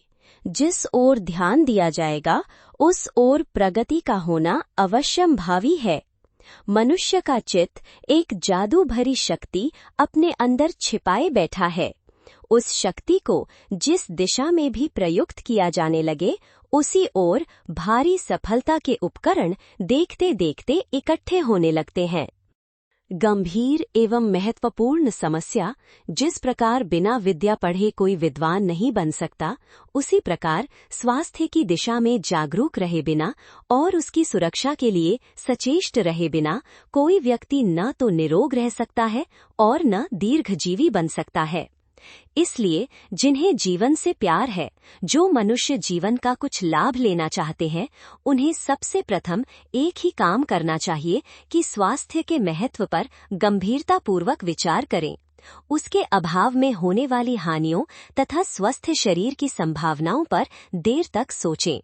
यदि यह महत्व ठीक तरह समझ में आ जाए तो हम आरोग्य को प्राप्त करने के लिए सच्चे मन से सचेष्ट होंगे और तब दुर्बल शरीर को सबल बनाना और रोगों से छुटकारा प्राप्त करना कुछ भी कठिन न रहेगा। संसार सागर की यात्रा के लिए हमारा शरीर एक नाव है। शरीर के ऊपर हमारा पार उतरना या डूब जाना बहुत कुछ निर्भर करता है। जिस तरह छिद्रयुक्त, जीर्ण शीर्ण, कमजोर नाव से चंचल गतिशील संघर्ष युक्त जलधारा को पार करना कठिन है, उसी प्रकार रोगी, निर्बल, असमर्थ शरीर से जीवन यात्रा भली प्रकार पूरी करना संभव नहीं होता। विजय, सफलता, आनंद, उल्लासमय जीवन, बहुत कुछ स्वस्थ एवं बलवान शरीर पर निर्भर करता है।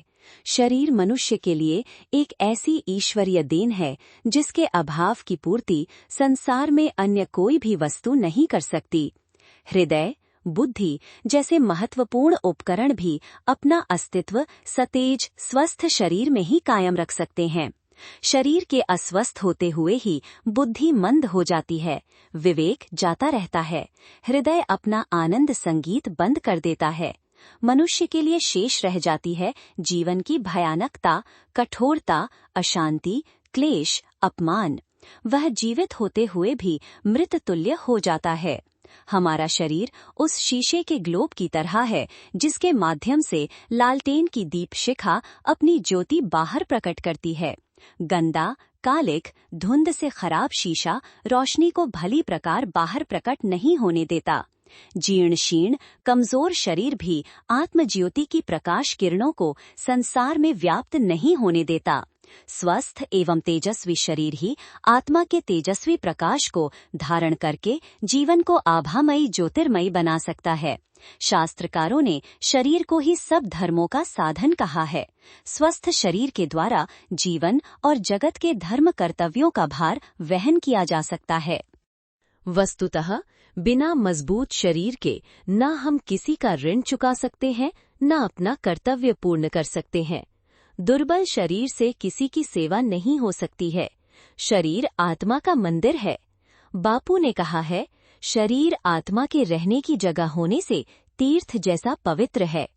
आवश्यकता इस बात की है कि हम इसे तीर्थ की तरह ही स्वच्छ, सुंदर, विकार शून्य बनाने का प्रयत्न करें। शरीर के माध्यम से ही जीवन और जगत का सौंदर्य आनंद लाभ लिया जा सकता है।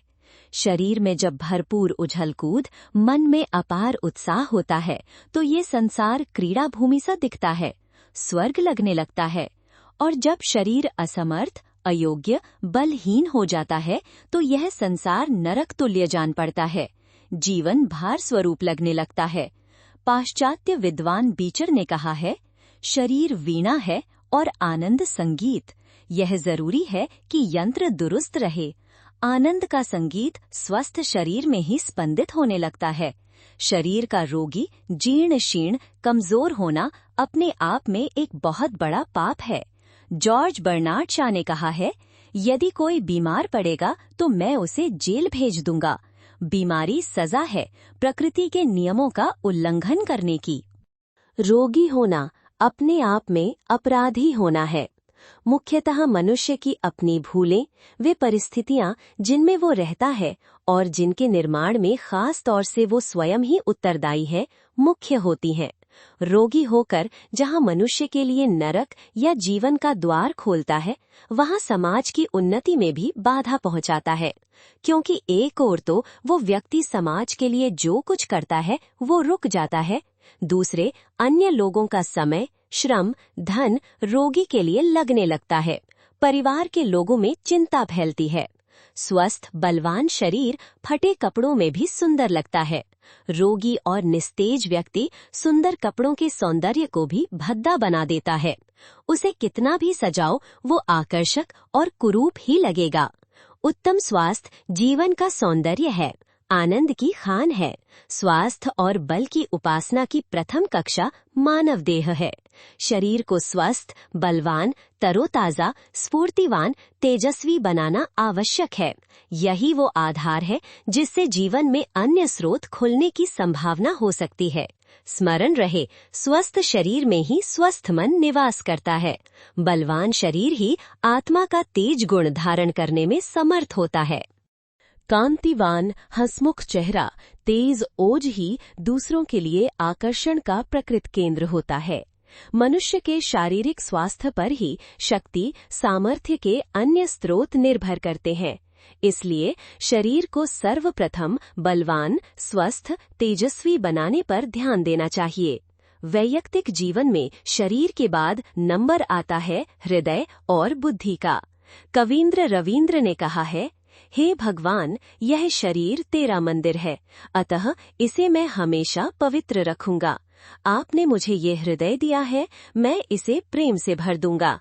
आपने मुझे ये बुद्धि दी है, मैं इस दीपक को हमेशा निर्मल और तेजस्वी बनाए रखूंगा।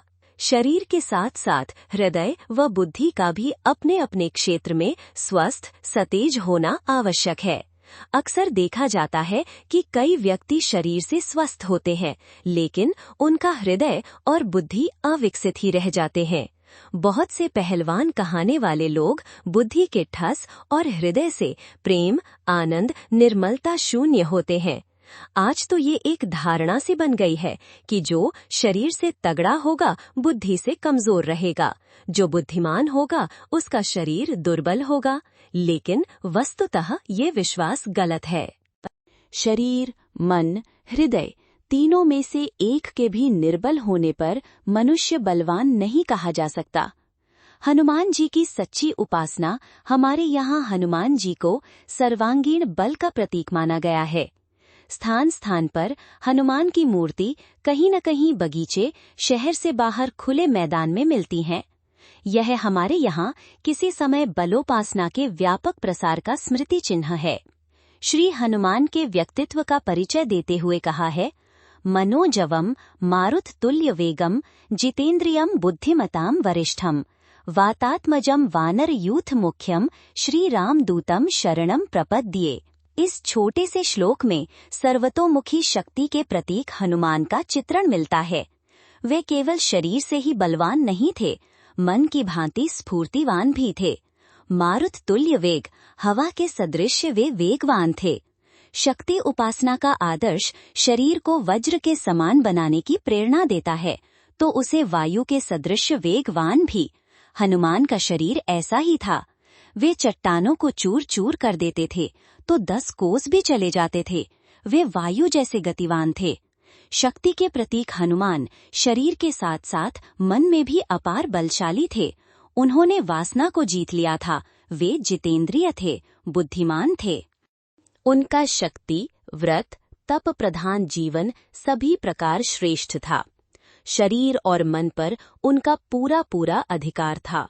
वे बुद्धिमानों में भी श्रेष्ठतम थे। हृदय से वे सभी प्रकार निर्मल, पवित्र और सरल थे, तो परम भक्त भी थे। हनुमान राम के अनन्य भक्त थे। शरीर, मन, बुद्धि, हृदय के साथ साथ मनुष्य का एक बल और होता है, संगठन बल। संगठन के साथ ही व्यक्ति जीवित रह सकता है। शक्तिवान मनुष्य भी समाज के सहयोग के अभाव में प्रभावशील नहीं रह सकता। असंगठित समाज जातियां बहुत जल्दी नष्ट हो जाती हैं। व्यक्ति अपने आप में तो बलवान, सामर्थ्यवान हो सकता है, लेकिन समाज के लिए वो किसी काम का नहीं तो व्यर्थ है। आवश्यकता इस बात की है कि अन्य शक्तियों के साथ साथ संगठन कुशलता भी होनी चाहिए। समूह में रहकर काम करना और समाज को सुसंगठित बनाने की सामर्थ्य भी होना आवश्यक है। हनुमान जी वानर सेना में प्रधान थे। उनके नेतृत्व में सेना ने बड़े बड़े काम किए। शरीर, मन, बुद्धि, हृदय के विकास के लिए साथ साथ हमें संगठन को शक्तिशाली, सामर्थ्यवान बनाने के लिए भी प्रयत्न करना आवश्यक है, क्योंकि संगठन में ही शक्ति है। असंगठित रहने वाले बड़े बड़े योद्धा भी नष्ट हो जाते हैं। शारीरिक, मानसिक एवं संगठन संबंधी शक्तियों का क्या उद्देश्य है, ऐसा क्यों आवश्यक है? शक्ति के प्रतीक हनुमान जी के जीवन से सहज ही इन प्रश्नों का उत्तर मिल जाता है। शक्ति साधनों का उपयोग किस लिए? राम सेवा के लिए। रामदूत बनने में ही हनुमान जी अपना गौरव समझते हैं। भगवान का अवतार अधर्म का नाश और धर्म की स्थापना करने को होता है। सच्चे भगवत भक्त को भी अपनी गतिविधियों का निर्धारण इसी आधार पर करना होता है। राम सेवा का तात्पर्य है आसुरी शक्तियों का उन्मूलन। रावण की तरह समाज को पद दलित करने वाले तत्वों के खिलाफ संघर्ष करके समाज को सभी भांति सुरक्षित, स्वतंत्र, सुखी बनाने की राम सेवा में लग जाना शक्ति का सर्वोत्तम उपयोग है। हनुमान जी अपने तन, मन, संगठन सभी शक्तियों के साथ राम सेवा के पुनीत उद्देश्य में लग गए थे। शक्तियों का उपयोग दूसरों का शोषण, दलन, अपहरण करने में करना समाज के लिए आतंक, अत्याचार, असुरता की भावना पैदा करना, रावण का मार्ग अपनाना है। शक्ति तो हनुमान की तरह राम के पीछे चलकर ही पुण्यवान हो पाती है। ऋषि कहता है, आर्त त्राणाय यह शस्त्रम न प्रहर्तुम न नागसी। तेरे शस्त्र पीड़ितों की रक्षा करने के लिए है, निरपराधों को सताने के लिए नहीं। किसी सच्चे बलवान का बल समाज की निर्बलता की कमी की पूर्ति करने के लिए होना चाहिए, न कि समाज को और भी निर्बल सिद्ध करने के लिए। जो निर्बल है, कमजोर है, असमर्थ है, उन्हें अपनी शक्ति का सहारा देकर बलवान बनाना, जीवन के सहज स्वाभाविक अधिकार प्रदान करना, यही बलवान का धर्म है। बलवान माँ अपने नन्हे शिशु को अपनी शक्तियों से पाल पोसकर एक दिन सामर्थ्यवान बना देती है।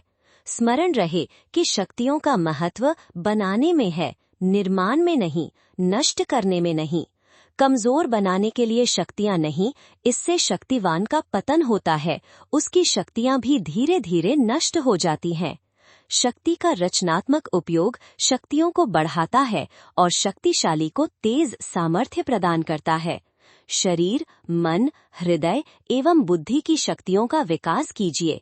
शरीर से मन बुद्धि की शक्ति अधिक है।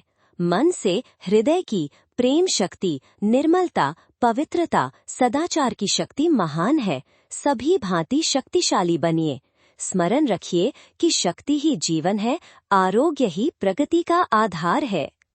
हम स्वास्थ्य और शक्ति की उपेक्षा न करें। घर में धन दौलत की कमी न हो। स्त्री, बच्चे, नाते रिश्तेदार सब कोई हो, किंतु आरोग्य न हो तो इन सब सुखदायक वस्तुओं से क्या कोई सच्चा हर्ष या उल्लास मिल सकता है?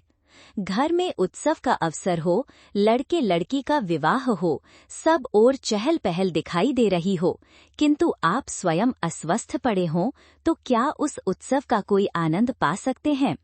उस अवस्था में एक नैतिकता, अन्य बौद्धिक संतोष के सिवाय वो आनंद पुलक जिसे मन और शरीर तक में अनुभव किया जाता है, नहीं मिल सकता। सारा उत्सव नीरस और फीका फीका ही अनुभव होगा। भोजन, वस्त्र, सुविधा साधन सब भी कुछ हों, किंतु आरोग्य के अभाव में उसका कोई आदर नहीं रहता। पथ्य के अतिरिक्त किसी अन्य भोजन का तो अधिकार ही नहीं रहता। आराम के साधनों का उपयोग किया जा सकता है, किंतु बीमार के लिए उनका क्या सुख हो सकता है? स्वास्थ्य सही हो, शरीर में पूर्ण आरोग्य हो, तो साधारण भोजन, वस्त्र और सामान्य सुविधा साधनों के साथ भी सुख और उल्लासपूर्ण जीवन बिताया जा सकता है। स्वास्थ्य स्वयं एक सुख है, उसे बाह्य साधनों पर जीवित रहने की अपेक्षा नहीं होती। युग के धन कुबेर कहे जाने वाले रॉकफेलर जैसे ना जाने कितने व्यक्ति सर्वसंपन्न होने पर भी 2 रोटी खा सकने और जीवन में खुलकर हंसने के लिए तरसते रहते हैं। स्वास्थ्य संपदा से रहित वे करोड़ों अरबों के स्वामी होते हुए भी दीनहीन और मलिन बने रहते हैं। उन्हें स्वयं की तुलना में अपने मिल के मजदूर भाग्यशाली लगते हैं, जो दिन भर पसीना बहाते, डटकर काम करते और शाम को जो कुछ मिल जाता है डटकर खाते और चैन की नींद सोते हैं। स्वास्थ्य संपदा के धनी होने से वे फटे वस्त्रों और टूटे मकानों में वो आनंद पा लेते हैं जो स्वास्थ्यहीन पूंजीपति अपनी सजी धजी कोठियों में नहीं पाते। स्वास्थ्य संसार में सुख का बहुत बड़ा आधार है। इसी में वे सारी सुखानुभूतियां निहित होती हैं जो साधनों का संपर्क पाकर अधिक उद्दीप्त हो उठती हैं। स्वास्थ्य के अभाव में सुख साधनों का मूल्य नहीं। इस संपदा की रक्षा हर उपाय से करनी ही चाहिए। संसार शक्ति के आधार पर चलता है। यदि शक्ति का सर्वथा ह्रास हो जाए तो संसार का चलता हुआ चक्र वैसे ही रुक जाए जैसे बिजली फेल हो जाने से चलती हुई मशीन रुक जाती है। शरीर में जब तक शक्ति है, इसका मूल्य महत्व अपरिमित है, पर शक्ति समाप्त हो जाने पर बोझ बन जाता है, किसी काम का नहीं रहता। फिर इससे न स्वयं प्रेम रहता है और न दूसरों को सहानुभूति। निरुपयोगी होकर अवहेलना की वस्ती बन जाता है। उपयोगिता समाप्त हो जाने पर संसार में हर वस्तु मूल्यहीन एवं तिरस्कार के योग्य हो जाती है। अनुपयोगी का महत्व इस कर्म भूमि संसार में हो भी कैसे सकता है। शक्ति शून्य किसी वस्तु की, चाहे वो शरीर हो अथवा अन्य वस्तु की, कोई कदर नहीं रहती। शक्तिहीनता और भय का सगा संबंध है। जहाँ अशक्तता होगी वहाँ भय का रहना स्वाभाविक है। शक्तिहीन शरीर को, रोगी को सशक्त मनुष्यों, दुष्टों और शत्रुओं का भय रहता है। निर्बल धनवान को चोर लुटेरों का भय सताता रहता है। शक्तिहीन न जीवन संघर्ष में ठहर सकता है और न प्रतिकूलताओं से टक्कर ले सकता है। अपमान, तिरस्कार, उपेक्षा और अवहेलना शक्तिहीनता के अनिवार्य दंड है। वो विरोधियों का अवरोध तो कर ही नहीं सकता, साथ ही भय और विरोध के कारण किसी सत्य बात को भी सामने प्रकट नहीं कर सकता। साहसहीनता और कायरता के कारण शक्तिहीन को दब्बू जीवन बिताने के लिए विवश होना पड़ता है। ऐसी दशा में सुख शांति की आशा कैसे की जा सकती है। शक्तिहीन को लोग जरा जरा सी बात पर ही दबाने, सताने का प्रयत्न किया करते हैं। शक्तिहीन का स्वत्व, संपत्ति और अधिकार छिनते देन नहीं लगती। कमजोर का कोई साथी बनने को तैयार नहीं होता। यहाँ तक कि निर्बलता से अभिशप्त को परमात्मा तक भुला देता है। शक्तिहीनता संसार में बहुत बड़ा दुखदायक पाप है, फिर चाहे वो शारीरिक, मानसिक अथवा बौद्धिक किसी प्रकार की भी क्यों न हो। इस प्रकार देख सकते हैं कि स्वास्थ्य और शक्ति ही सुख शांति के आधार एवं स्तंभ हैं। इनका अभाव न जाने कितनी तरह की कटुताएं और कुंठाएं जीवन में पैदा कर देता है। जीवन का समुचित विकास शरीर हृष्ट-पुष्ट हो, हृदय उदार हो, मन प्रसन्न और बुद्धि निर्विकार हो, तभी संभव हो सकता है। अस्त व्यस्त शारीरिक अवस्था का जीवन गति से कोई प्रयोजन सिद्ध नहीं हो सकता। स्वास्थ्य सुधार के लिए धैर्य की आवश्यकता। किसी वस्तु को नष्ट करना आसान है, पर बनाना कठिन है। किसी बड़े कारखाने को आग लगाकर कुछ घंटों में बर्बाद किया जा सकता है, पर नए सिरे से उसे खड़ा करना मुश्किल है। किसी बड़ी इमारत को तोड़ना हो तो कुछ मामूली श्रेणी के अनजान मजदूर भी कुछ दिन में उसे तोड़ सकते हैं, पर यदि नए सिरे से मकान बनाना हो तो कुशल कारीगरों की बहुत सामान की जरूरत पड़ेगी और बहुत दिन उसे निर्माण में लगेंगे। इसी प्रकार स्वास्थ्य को नष्ट कर डालना सुगम है, पर उसे बनाने के लिए, सुरक्षित रखने के लिए बहुत प्रयत्न करने की आवश्यकता पड़ती है। उपेक्षा और लापरवाही स्वास्थ्य की बर्बादी का प्रधान कारण है।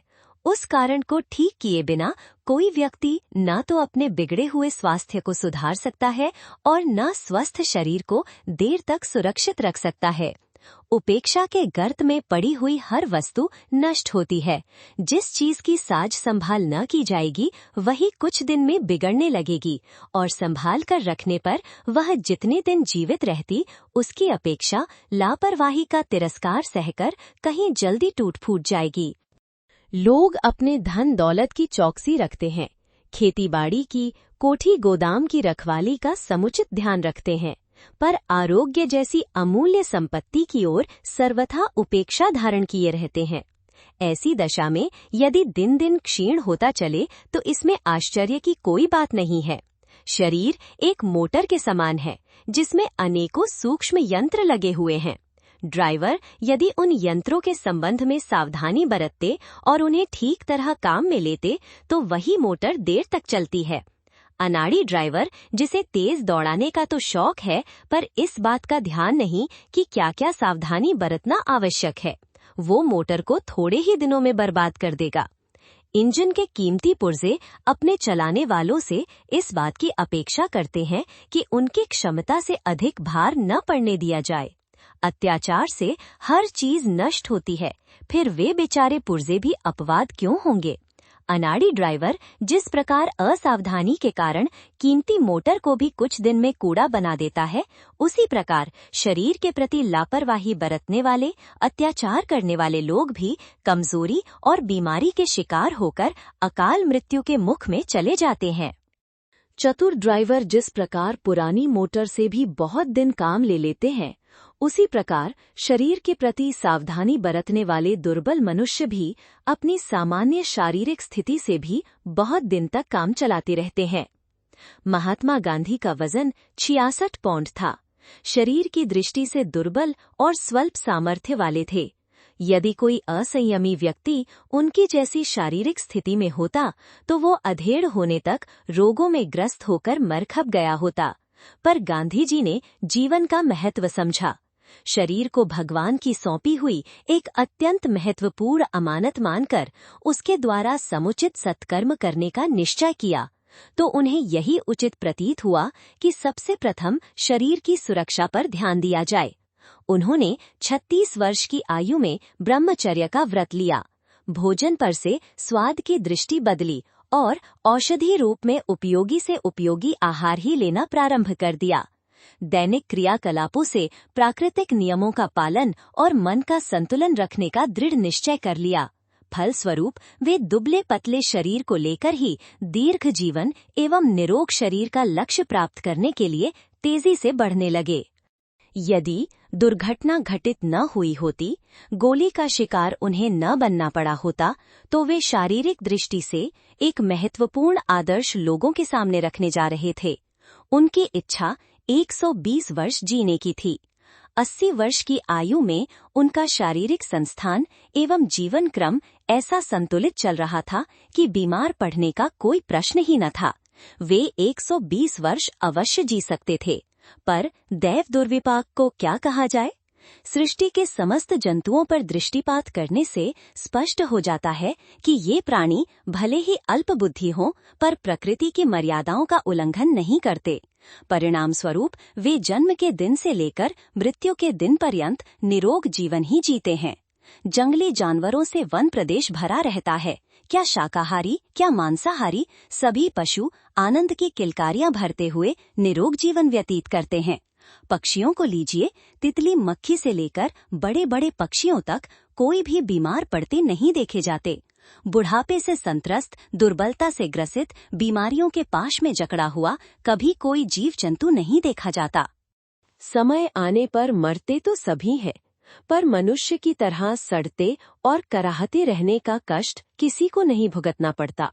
मनुष्य ने प्राकृतिक मर्यादाओं को उल्लंघन करते रहने की जो ठान ठानी है, उसी के परिणाम स्वरूप उसे नाना प्रकार के रोगों से ग्रसित होना पड़ता है। अपनी बुरी आदतें उसे अपने बंधन में बांधे हुए हैं। जिन पशु पक्षियों को वे सिखा दी हैं, उनकी प्रकृति के विपरीत अनुपयुक्त आहार विहार करने को विवश किया है। वे भी बीमार पड़ने लगते हैं। सभ्यताभिमानी मनुष्य ने अपना ही स्वास्थ्य नहीं गंवाया है, वरन अपने आश्रम में आए हुए अन्य जीवों की भी ऐसी दुर्दशा की है। प्रकृति के अनुकूल जब तक मनुष्य चलता रहा, तब तक वो स्वस्थ और निरोग जीवन व्यतीत करता रहा। हमारे पूर्वज कई कई 100 वर्षों तक जीवित रहते और इतने बलवान होते थे कि उनके शारीरिक पराक्रमों की गाथाएं सुनकर आश्चर्यचकित रह जाना पड़ता। ये स्थिति दिन दिन दुर्बल होती चली गई। इसका एकमात्र कारण यही रहा है कि सभ्यता की घुड़दौड़ में पड़कर कृत्रिमता को अपनाया गया और वो कृत्रिमता आहार विहार में भी गहराई तक प्रवेश करती गई। सभ्यता, शरीर के यंत्र इसी ढंग से बने हुए हैं कि वे प्राकृतिक आहार विहार के आधार पर ठीक प्रकार काम करते रह सकते हैं। उन पर बलात्कार किया जाएगा तो फिर उन अंगों का असमर्थ और रुग्ण हो जाना स्वाभाविक है।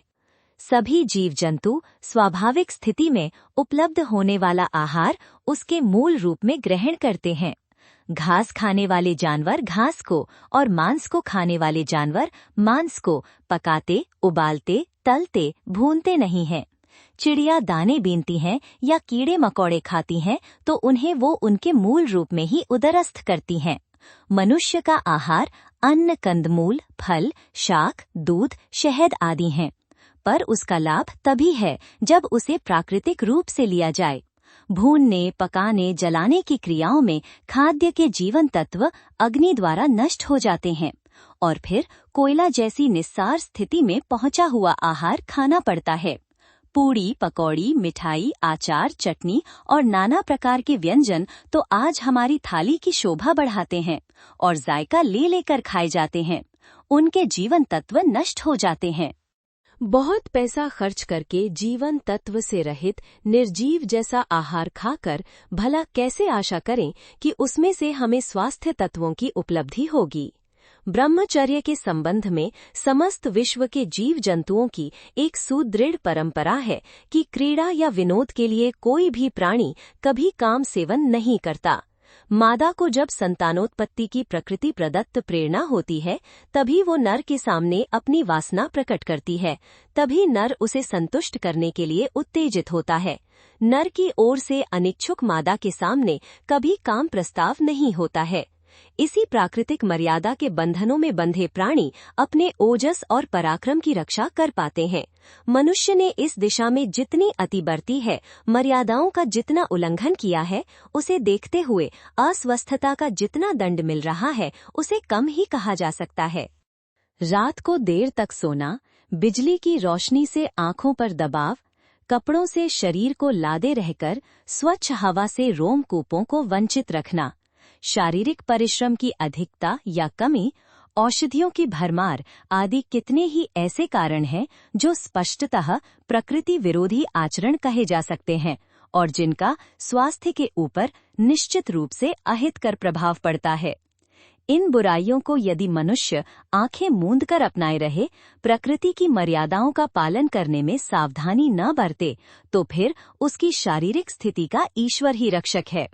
जिन्हें अपने जीवन से प्यार रहा है, उनने सबसे पहला कार्य एक ही किया है कि अपनी प्रकृति विरोधी बुरी आदतों को छोड़ने और अपने आहार विहार को सुधारने में दृढ़ता एवं कठोरता के साथ आत्मनियंत्रण के लिए कदम उठाया है। जो आदतों के गुलाम हैं, इंद्रिय लोलुपता पर विजय प्राप्त नहीं कर सकते, चटोरेपन को रोकने की जिनकी शक्ति नहीं होती, ब्रह्मचर्य का महत्व जो नहीं समझते, वे कभी निरोग न रह सकेंगे। निरंतर अपराध करने वाला अपराधी सजग शासन में देर तक स्वेच्छाचार नहीं कर सकता, उसे दंड का भागी बनना ही पड़ता है।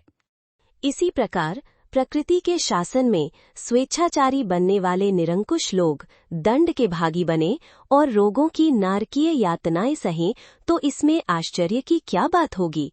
जिन्होंने अपने स्वेच्छाचार के फलस्वरूप रोगों का दंड पाया है, उनके लिए यही उचित है कि सच्चे हृदय से प्रायश्चित करते हुए, अपनी आदतों और गतिविधियों को सुधारते हुए प्राकृतिक जीवन यापन की सौम्य पद्धति को अपनावें। पर देखा जाता है कि लोग इसके लिए तैयार नहीं। वे चाहते हैं कि हमारा स्वेच्छाचार ज्यों का त्यों कायम रहे।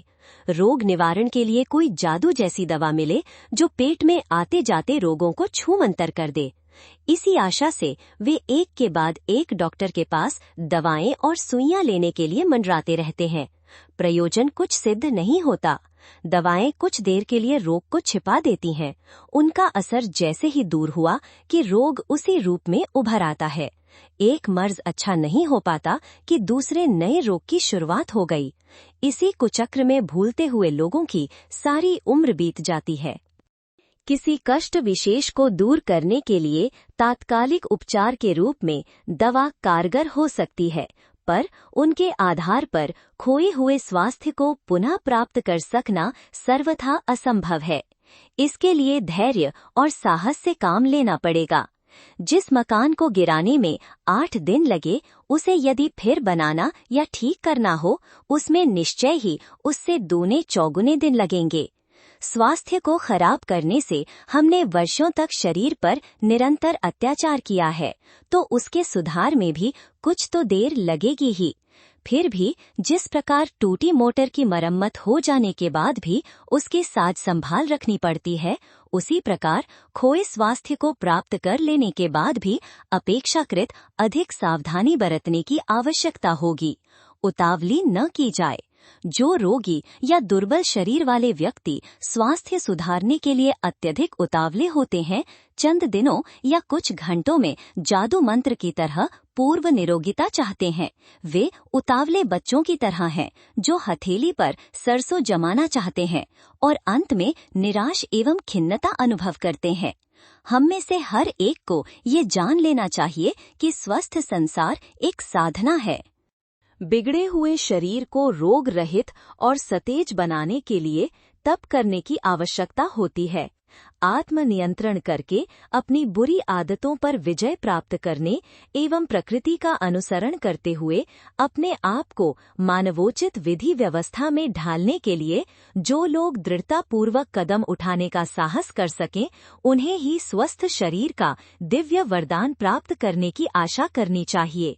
जिन्हें इतना धैर्य न हो, उन्हें मृग तृष्णा में भटकते हुए हिरन की तरह अपनी शक्तियों को बर्बाद करते रहने और पग पग पर पछताते हुए जादू भरे इलाज की खोज में लगा रहना चाहिए। परंतु यदि स्वास्थ्य का स्थायी आधार उपलब्ध करना हो तो अस्वस्थता की जड़ों को ही समाप्त करना होगा। आदतें सुधारें। स्वास्थ्य सुधार के लिए अपनी आहार विहार की पद्धति को बदलना ही एकमात्र स्थायी उपाय है। चूंकि ये उपाय कष्टदायक है, इसमें मन मारना पड़ता है। आरंभ से ही सुधरे स्वास्थ्य को प्राप्त करने के लिए अन्य निर्माण कार्यों की तरह धैर्यपूर्वक समय की प्रतीक्षा करनी पड़ती है।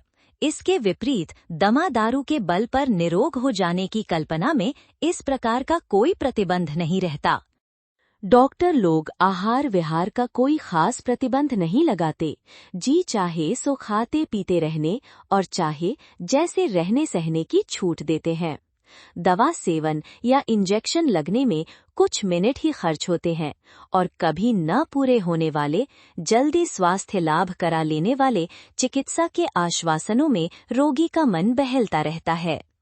इस प्रकार तुलनात्मक दृष्टि से मनुष्य को लाभ इसी में दिखता है कि आहार विहार में परिवर्तन करने की कष्टकर प्रक्रिया को अपनाने, उसमें समय लगाने और मन मारने की अपेक्षा दवा दारू के बलबूते पर निरोग हो जाना सरल और अच्छा है। यही सोचकर आज कोटि कोटि जनता अपनी रोग मुक्ति के लिए दवाखानों की शरण में पड़ी डॉक्टरों के पैर पलोटती रहती है। जादूगर की मिठाई की तरह तत्काल कुछ लाभ भी इसमें दिखता है। तत्काल का चमत्कार लोगों की बाल बुद्धि संतुष्ट कर देने के लिए पर्याप्त माना जाता है। एक रोगी ने अपने ऊपर जो चमत्कार किसी दवा या डॉक्टर का देखा था, वह उसकी चर्चा किसी दूसरे रोगी से करता है।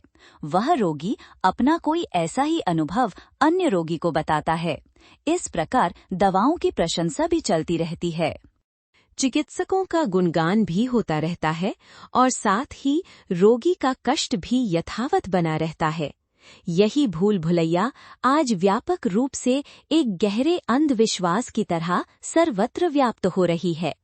अमुक तालाब या कुंड में स्नान कर लेने से, अमुक बाबा की भभूत लगा लेने से समस्त रोग दूर हो जाते हैं, ऐसी बातों को तो अब अंधविश्वास माना जाने लगा है।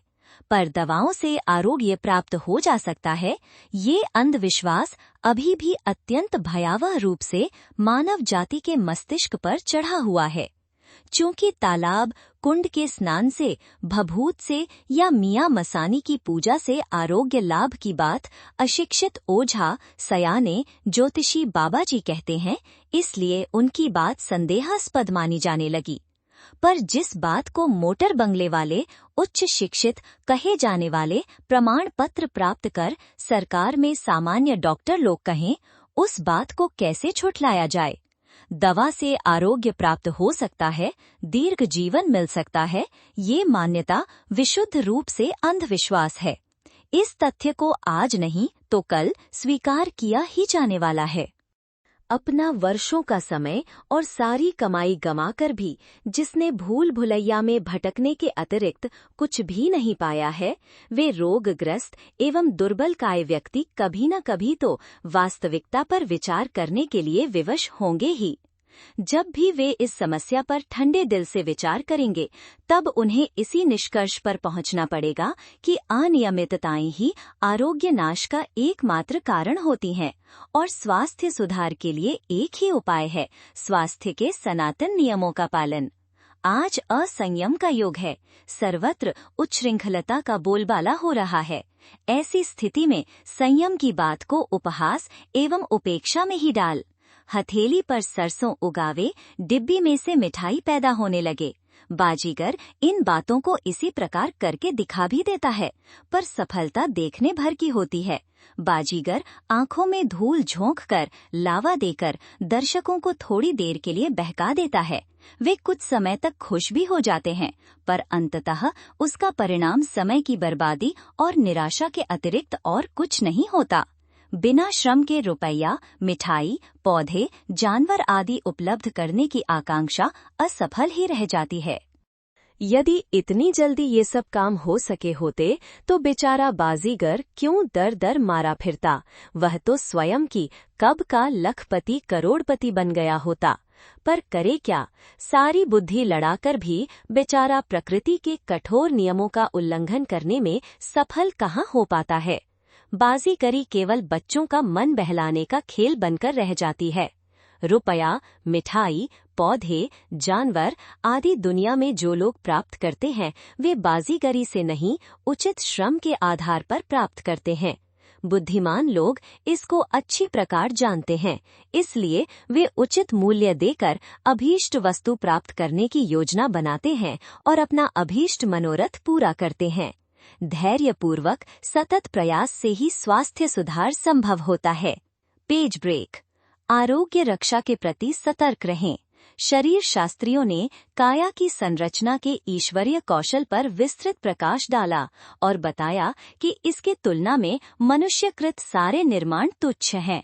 इसका प्रत्येक कलपुर्जा इतनी कुशलता के साथ बनाया गया है कि उसे 100 वर्ष तक नहीं, सैकड़ों वर्षों तक भली प्रकार काम करते रहने में किसी प्रकार की अड़चन नहीं हो सकती।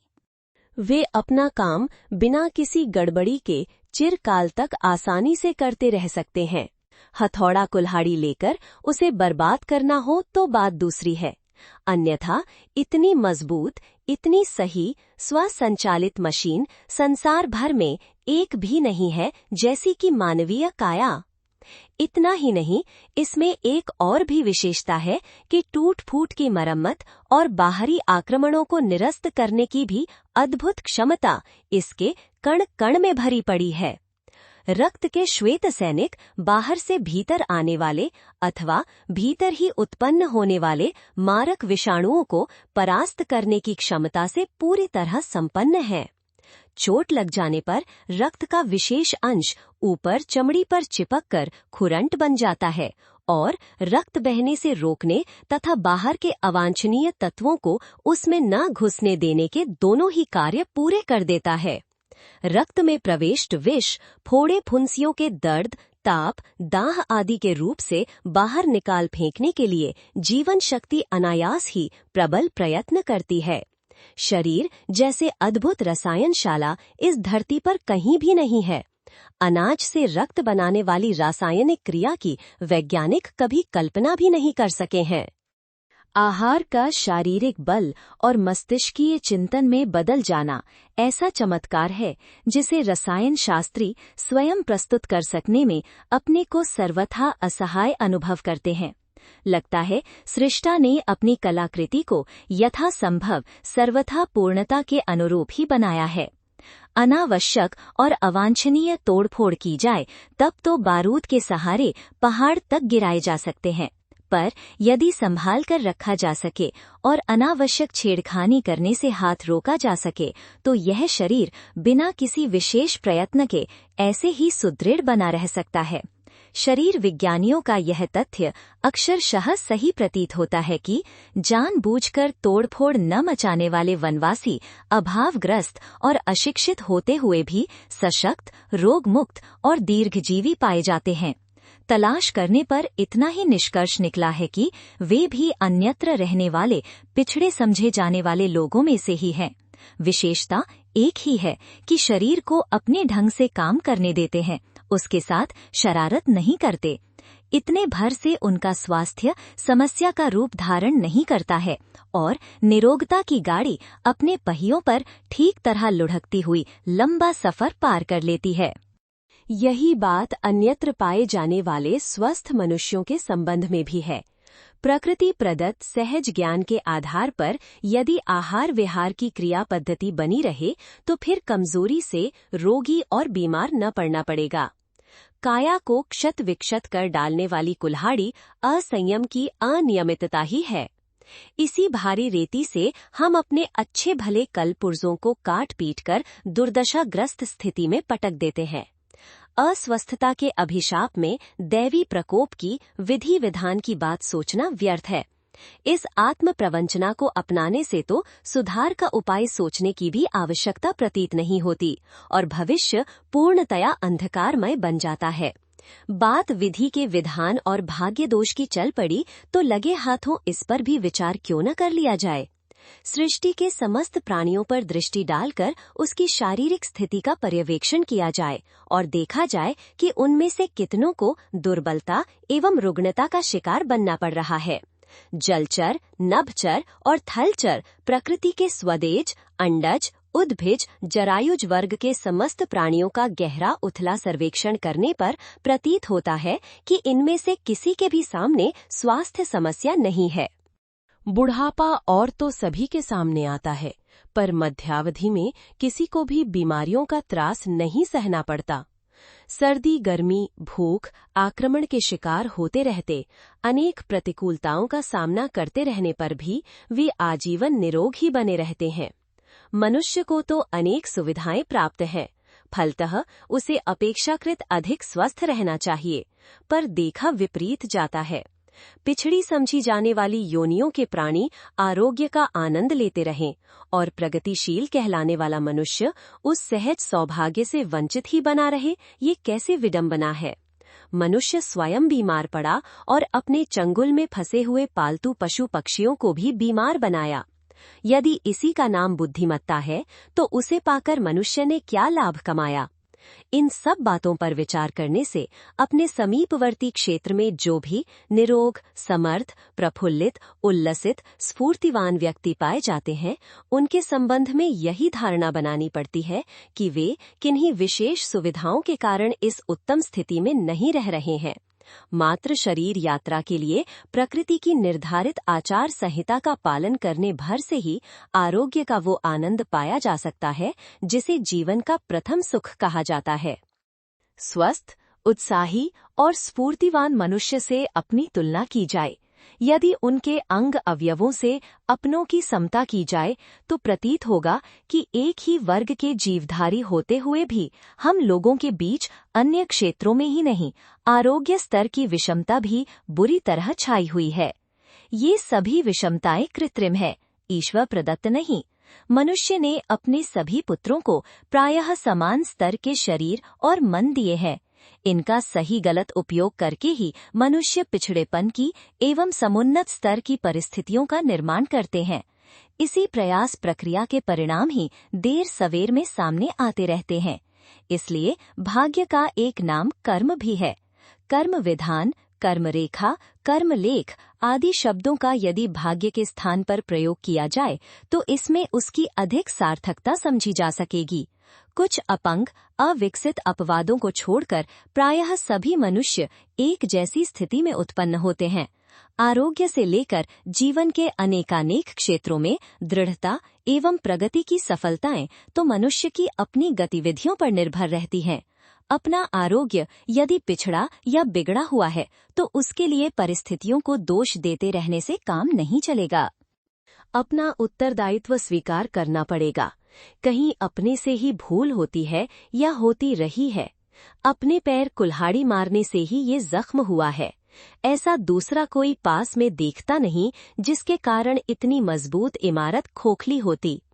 आंख बंद किए रहें तो बात दूसरी है, अन्यथा पलक खोलकर देखने पर वस्तु स्थिति स्पष्ट हो जाती है और वो छिद्र स्पष्ट दिखता है जिसमें होकर इस नाव में पानी भरा है और वो डूबने के करीब जा पहुंची है। अपनी ही बुरी आदतें हैं जिन्होंने गुण की तरह इस मजबूत शहतीर को खोखला करके रख दिया है। यदि अपनी भूलें स्वास्थ्य की बर्बादी का कारण समझ में आ सके और उनका पछतावा हो तो प्रायश्चित एक ही है कि जो हो चुका है उसे सुधारने के लिए उतनी ही हिम्मत के साथ कदम बढ़ाए जाएं जितने उत्साह से निराशा के पथ पर बढ़ने में उत्साह दिखाया गया है। देखा जाता है कि सृष्टि के समस्त प्राणी अपने लिए निर्धारित आचार संहिता का पालन करते हैं। अंतः चेतना में विद्यमान प्रकृति प्रेरणा मार्गदर्शन करती है और प्राणी उसका अनुसरण करते हैं। इतने भर से सुव्यवस्था बनी रहती है और आरोग्य पर कोई आंच नहीं आने पाती। हर प्राणी के लिए जीवन निर्वाह की आचार संहिता उसकी मूल प्रकृति में मौजूद है। यदि उसे विकृत न किया जाए तो वो ऐसा मार्गदर्शन करती रहती है जिसका अनुसरण करने पर किसी निरोग को पूर्णायुष्य प्राप्त करने में कोई कठिनाई नहीं होती। आदत बिगड़ने पर तो कोई भी अनुपयुक्त आचरण करने लग सकता है। घोड़ों को शराब, बंदरों को भांग, पक्षियों को अफीम की थोड़ी थोड़ी मात्रा देकर पीछे उन्हें ऐसा अभ्यस्त बना लिया जाता है कि बिगड़ी आदत के अनुसार ही उनके आचरण होते हैं। इंद्रियों की आदतें हमें बिगाड़ती हैं। पीछे वे इतनी ढीठ हो जाती हैं कि उसी गिरी आदत को पूरा करने के लिए मचलती रहती हैं। उसमें कमी पड़े तो रूठने मटकने लगती हैं। नवजात बालक की जीभ पर जरा सी मिर्च लग जाए तो वो बेतरह व्याकुल हो जाता है। पीछे वो अभ्यास चलता रहे तो मिर्च के बिना भोजन में रस ही नहीं आता और कई बार तो उसकी मात्रा बढ़ाते रहने पर ही संतोष होता है। यही बात तंबाकू आदि नशों के संबंध में है। आरंभ में उनके तनिक से सेवन से मिचली आती है। पीछे अभ्यस्त बनते बनते उसे खाए पिए बिने टट्टी उतरना तक कठिन हो जाता है। यह अभ्यास की करामात है जिसके सहारे बुरे आचरण के लिए भी मनुष्य विवश होता चला जाता है। मूल प्रकृति को समझा गया होता, प्रकृति के संकेतों का अनुसरण किया गया होता तो न स्वास्थ्य संवर्धन के उपाय खोजने पड़ते और न रोग निवारण के उपाय उपचार खोजने के लिए जहां तहां ठोकरें खाते फिरने की, पैसा समय गंवाने की झक मारनी पड़ती। तब सृष्टि के अन्य प्राणियों की तरह अपना जीवन भी बिना दुर्बलता एवं रुग्णता का कष्ट सहे हुए आनंदपूर्वक व्यतीत हो रहा होता। अपना शरीर काम चलाऊ भले ही हो, पर जिसे स्वस्थ कहा जा सके उस स्तर की उसकी स्थिति कहाँ है। फिर आए दिन छोटी बड़ी बीमारियों की खटखट भी तो लगी रहती है। अपच को ही लें, स्वभाव का अंग बन जाने से अखरता नहीं, किंतु है तो वो भी शरीर में जड़ता, आलस्य, उदासी, अनख आदि कितने भार लादे रहने वाला अभिशाप ही। नींद में कमी, सिर का भारीपन ये छोटे रोग ही हैं, पर पेड़ में लगने वाली दीमक की तरह उनकी विनाश लीला तो किसी प्रकार कम नहीं है। मसूड़ों में पाया जाने वाला पायरिया तो बहुत कष्टकर होता है और विद्रूप भी। मुंह की बदबू और पेट में पहुंचने वाली मवाद कितनी अधिक हानिकारक होती है, इसका पता आरंभ में नहीं, बाद में चलता है। अपने शरीर को छोटी हानि सहनी पड़ रही या बड़ी, इसकी विवेचना करना आवश्यक नहीं। इतना जान लेना ही काफी है कि छोटे से विकार भी यदि पनपते रहे तो अंततः भारी संकट उत्पन्न करते हैं। छप्पर के एक कोने में आग बढ़ते बढ़ते उस घर को और समूचे गांव को जला डालने वाली विभीषिका बन जाती है। यदि कोई बड़ा रोग नहीं है किंतु अपच जैसे घुन स्वास्थ्य को खोखला करने में लगे हुए हैं तो भी ये कम चिंता की बात नहीं है। उसके द्वारा पहुंचने वाली क्षति बढ़ते बढ़ते आय का बड़ा भाग समाप्त कर सकती है और आगे चलकर किसी भयंकर रोग का कारण बन सकती है। ऐसा न भी हो तो उसकी वर्तमान क्षति ही कौन सी प्रसन्नतादायक है। उससे कुछ तो असुविधा होती है। क्रिया शक्ति की घटोत्तरी, उत्साह और स्फूर्ति की कमी से भी तो अर्धमृतक की स्थिति बन जाती है और जो कुछ किया या पाया जा सकता है उसका आधा अंश ऐसे ही बर्बाद हो जाता है। हमें अपने स्वास्थ्य में यदि थोड़ी सी भी गड़बड़ी दिखती है तो उसे संभालने सुधारने में उपेक्षा नहीं करनी चाहिए। रोग और शत्रु को छोटा मानकर नहीं चलना चाहिए। ये बड़ों की शिक्षा बहुत ही अनुभवपूर्ण है। हम दूसरों के लिए इतना करते हैं कि अपने संबंध में सोचना या करना नहीं बन पड़ता। ये आत्म प्रवंचना अपने त्याग वृत्ति का रौब गांठने के लिए गढ़ी जाती है, पर वस्तुतः उसमें अदूरदर्शिता और प्रमाद की वृत्ति ही काम करती है। दूसरों को संभाला जा सकता है तो अपने आप को भी क्यों न संभाला जाए। बच्चे को स्वच्छ रखा जा सकता है और स्वच्छता अच्छी बात समझी जाती है तो स्वयं भी स्वच्छ क्यों न रहा जाए। शरीर दुर्बल और अस्वस्थ रहने लगे और स्वयं उसकी ओर आंखें बंद करके रहा जाए तो इसमें अदूरदर्शिता का ही परिचय मिलेगा। आहार और विहार संबंधी मर्यादाओं का उल्लंघन ही समस्या बिगाड़ने का एकमात्र कारण है। सृष्टि के समस्त प्राणी अपनी शारीरिक मर्यादाओं का पालन करते हैं, फलस्वरूप वे अल्प बुद्धि और साधनहीन होने पर भी सदा निरोग बने रहते हैं। जलचर, थलचर, नभचर सभी जीव जंतु आमतौर पर निरोग रहते हैं। दृष्टि दौड़ाकर देखिए, 84 लाख योनियों में से एक मनुष्य को छोड़कर अन्य सभी जीव आरोग्य का आनंद उठाते अपने जीवन के दिन पूरे करते दिखाई देंगे। खोजने पर भी बीमारियों में पड़ा कराहता हुआ कोई प्राणी दिखाई न देगा। एक अभागा मनुष्य ही ऐसा है जिससे अपने बहुमूल्य जीवन का एक बड़ा भाग बीमारी और कमजोरी की व्यथा सहते हुए बर्बाद करना पड़ता है। बुद्धिमानों का ये कथन सर्वांश में सत्य है कि धर्म, अर्थ, काम, मोक्ष का मूल आधार शरीर है। दुर्बल और रुग्ण शरीर वाला अपनी जीवन यात्रा का भार स्वयं वहन नहीं कर पाता। उसे पग पग पर दूसरों की सहायता अपेक्षित होती है। दूसरे लोग सहायता न करें तो अपना ही काम न चले। लोग धर्म कार्य कर सकने के लिए श्रम कैसे कर पाएंगे? धन कमाने के योग्य पुरुषार्थ भी कैसे बन पड़ेगा? कामोपभोग के लिए इंद्रियों में सक्षमता कैसे स्थिर रहेगी? और फिर मोक्ष के योग्य श्रद्धा, विश्वास और धैर्य, श्रम के संकल्प का बल भी उनमें कहाँ से रहेगा? इसलिए बीमार और कमजोर आदमी इस संसार में कुछ भी प्राप्त कर सकने की स्थिति में नहीं रहता। रोग को पाप का फल माना गया है। वस्तुतः वो प्रत्यक्ष नरक ही है। नरक में पापी लोग जाते हैं। स्वास्थ्य के नियमों का उल्लंघन करना भी सदाचार के, धर्म के नियमों को तोड़ने के समान ही अनुचित है। जब झूठ, हिंसा, चोरी, व्यभिचार आदि दुष्कर्मों द्वारा सामाजिक एवं नैतिक नियमों का उल्लंघन करने वाले ईश्वरीय और राजकीय दंड भोगते हैं, तो स्वास्थ्य के नियमों का उल्लंघन करने वाले क्यों पापी न माने जाएंगे? क्यों उन्हें प्रकृति दंड न देगी? शरीर के भीतर व्यथा और बाह्य जीवन में असफलता, ये दोहरा दंड उन लोगों के लिए सुनिश्चित है जो पेट पर अत्याचार करके उसे शक्तिहीन बना देते हैं। चटोरेपन की बुरी आदतें ही स्वास्थ्य की बर्बादी का एकमात्र कारण है। इसलिए उन आदतों को भले ही राजकीय दंड विधान में अपराध न माना गया हो, पर प्रकृति की दंड संहिता में अपराध ही गिना गया है और उसके लिए वो दंड सुनिश्चित है जिसे आज सभी भुगत रहे हैं।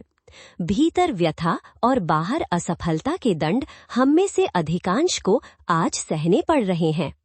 आयुर्वेद शास्त्र का मान्य सिद्धांत यह है कि संपूर्ण रोग पेट के अपच से आरंभ होते हैं। प्राकृतिक चिकित्सा पद्धति में भी ये मान्यता है कि संपूर्ण रोगों का एकमात्र कारण कब्ज है। अनेक रोग तो उसके बाह्य रंग रूप मात्र है। इन सब की जड़ पेट में रहती है। पेट खराब रहने से सभी रोग उपजते हैं और पाचन क्रिया के ठीक रहने पर कोई आकस्मिक रोग बाहरी कारणों से लग जाए तो वो जल्दी ही अच्छा हो जाता है। एक यूनानी कहावत है, रोग और आरोग्य दोनों की कुंजी हर मनुष्य के पेट में सुरक्षित रखी हुई है। जिसे कब्ज रहता है उसे विभिन्न रोगों का शिकार रहना ही पड़ेगा। जिसका पेट ठीक है उसके आरोग्य को कोई शक्ति नष्ट नहीं कर सकती। इस तथ्य को हम जितनी जल्दी समझ लें उतना ही अच्छा है। यदि पेट में पड़े हुए आहार का ठीक प्रकार पाचन न हो तो वह सड़ने लगता है। सड़न से विषैली गैस उत्पन्न होती है और विष फिर रक्त में मिलकर या श्वास प्रश्वास क्रिया के सहारे सारे शरीर में घूमने लगता है। उस विष को ठहरने के लिए जहाँ भी आश्रय मिल जाता है वहीं अधिक होते ही रोग फूट निकलता है। रेगिस्तानों में रेत की आंधियां चलती रहती हैं। उड़ते हुए रेत को किसी पेड़ या चट्टान आदि के सहारे थोड़ा सा रुकने का आश्रय मिल गया तो कुछ ही देर में वहां रेत का एक टीला जमा हो जाता है। यही बात हमारे शरीर में कब्ज के कारण उत्पन्न हुए विष की है। सांस के साथ वो एक आंधी की तरह घूमता है और जहां भी थोड़ा सहारा मिला वहीं अड्डा जमा कर बैठ जाता है। वर्षाती नदियों में पहली वर्षा होते ही आसपास का कूड़ा कचरा इकट्ठा होकर बहने लगता है। ये कचरा अपने ढंग से यूं ही बहता चला जाता है, पर यदि कहीं पानी में थोड़ी सी रोक या मोड़ आ जाए तो वो कचरा वहां जमा होने लगता है। नाली मोरियों में रुकावट पड़ने पर कूड़ा कचरा जमा होने का दृश्य हर जगह देखा जा सकता है। यही बात हमारे शरीर की भी है। पेट में निरंतर विष की उत्पत्ति एकमात्र कब्ज से होती है। कुछ बाहरी एवं सामयिक कारण भी शरीर में विष की मात्रा उत्पन्न करने वाले हो सकते हैं, पर उनका प्रभाव थोड़ी ही देर में समाप्त हो जाता है। रक्त में श्वेत कणों की मात्रा यदि पर्याप्त हो तो बाहरी विष से लड़ने और परास्त कर बाहर निकाल फेंकने की बात आसानी से पूरी हो जाती है। जिस प्रकार सरकार शत्रुओं से देश की रक्षा करने के लिए सेना व्यवस्था रखती है, वैसे ही हमारे रक्त में भी श्वेत कणों की एक ऐसी फौज रहती है जो किसी बाहरी हमले का आसानी से मुकाबला कर सकती है, उसे परास्त करके देह से निकाल फेंकने में पूर्णतया सफल हो सकती है। छूत की बीमारियां आमतौर से उन्हें लगती हैं जिनका रक्त पहले से ही दूषित होने के कारण अपनी प्रतिरोधक शक्ति खो बैठता है। हैजा, प्लेग आदि महामारियों के दिनों में भी अनेक स्वयंसेवक रोगियों की सब प्रकार की सेवा करते हैं, पर उन्हें कुछ भी नहीं होता।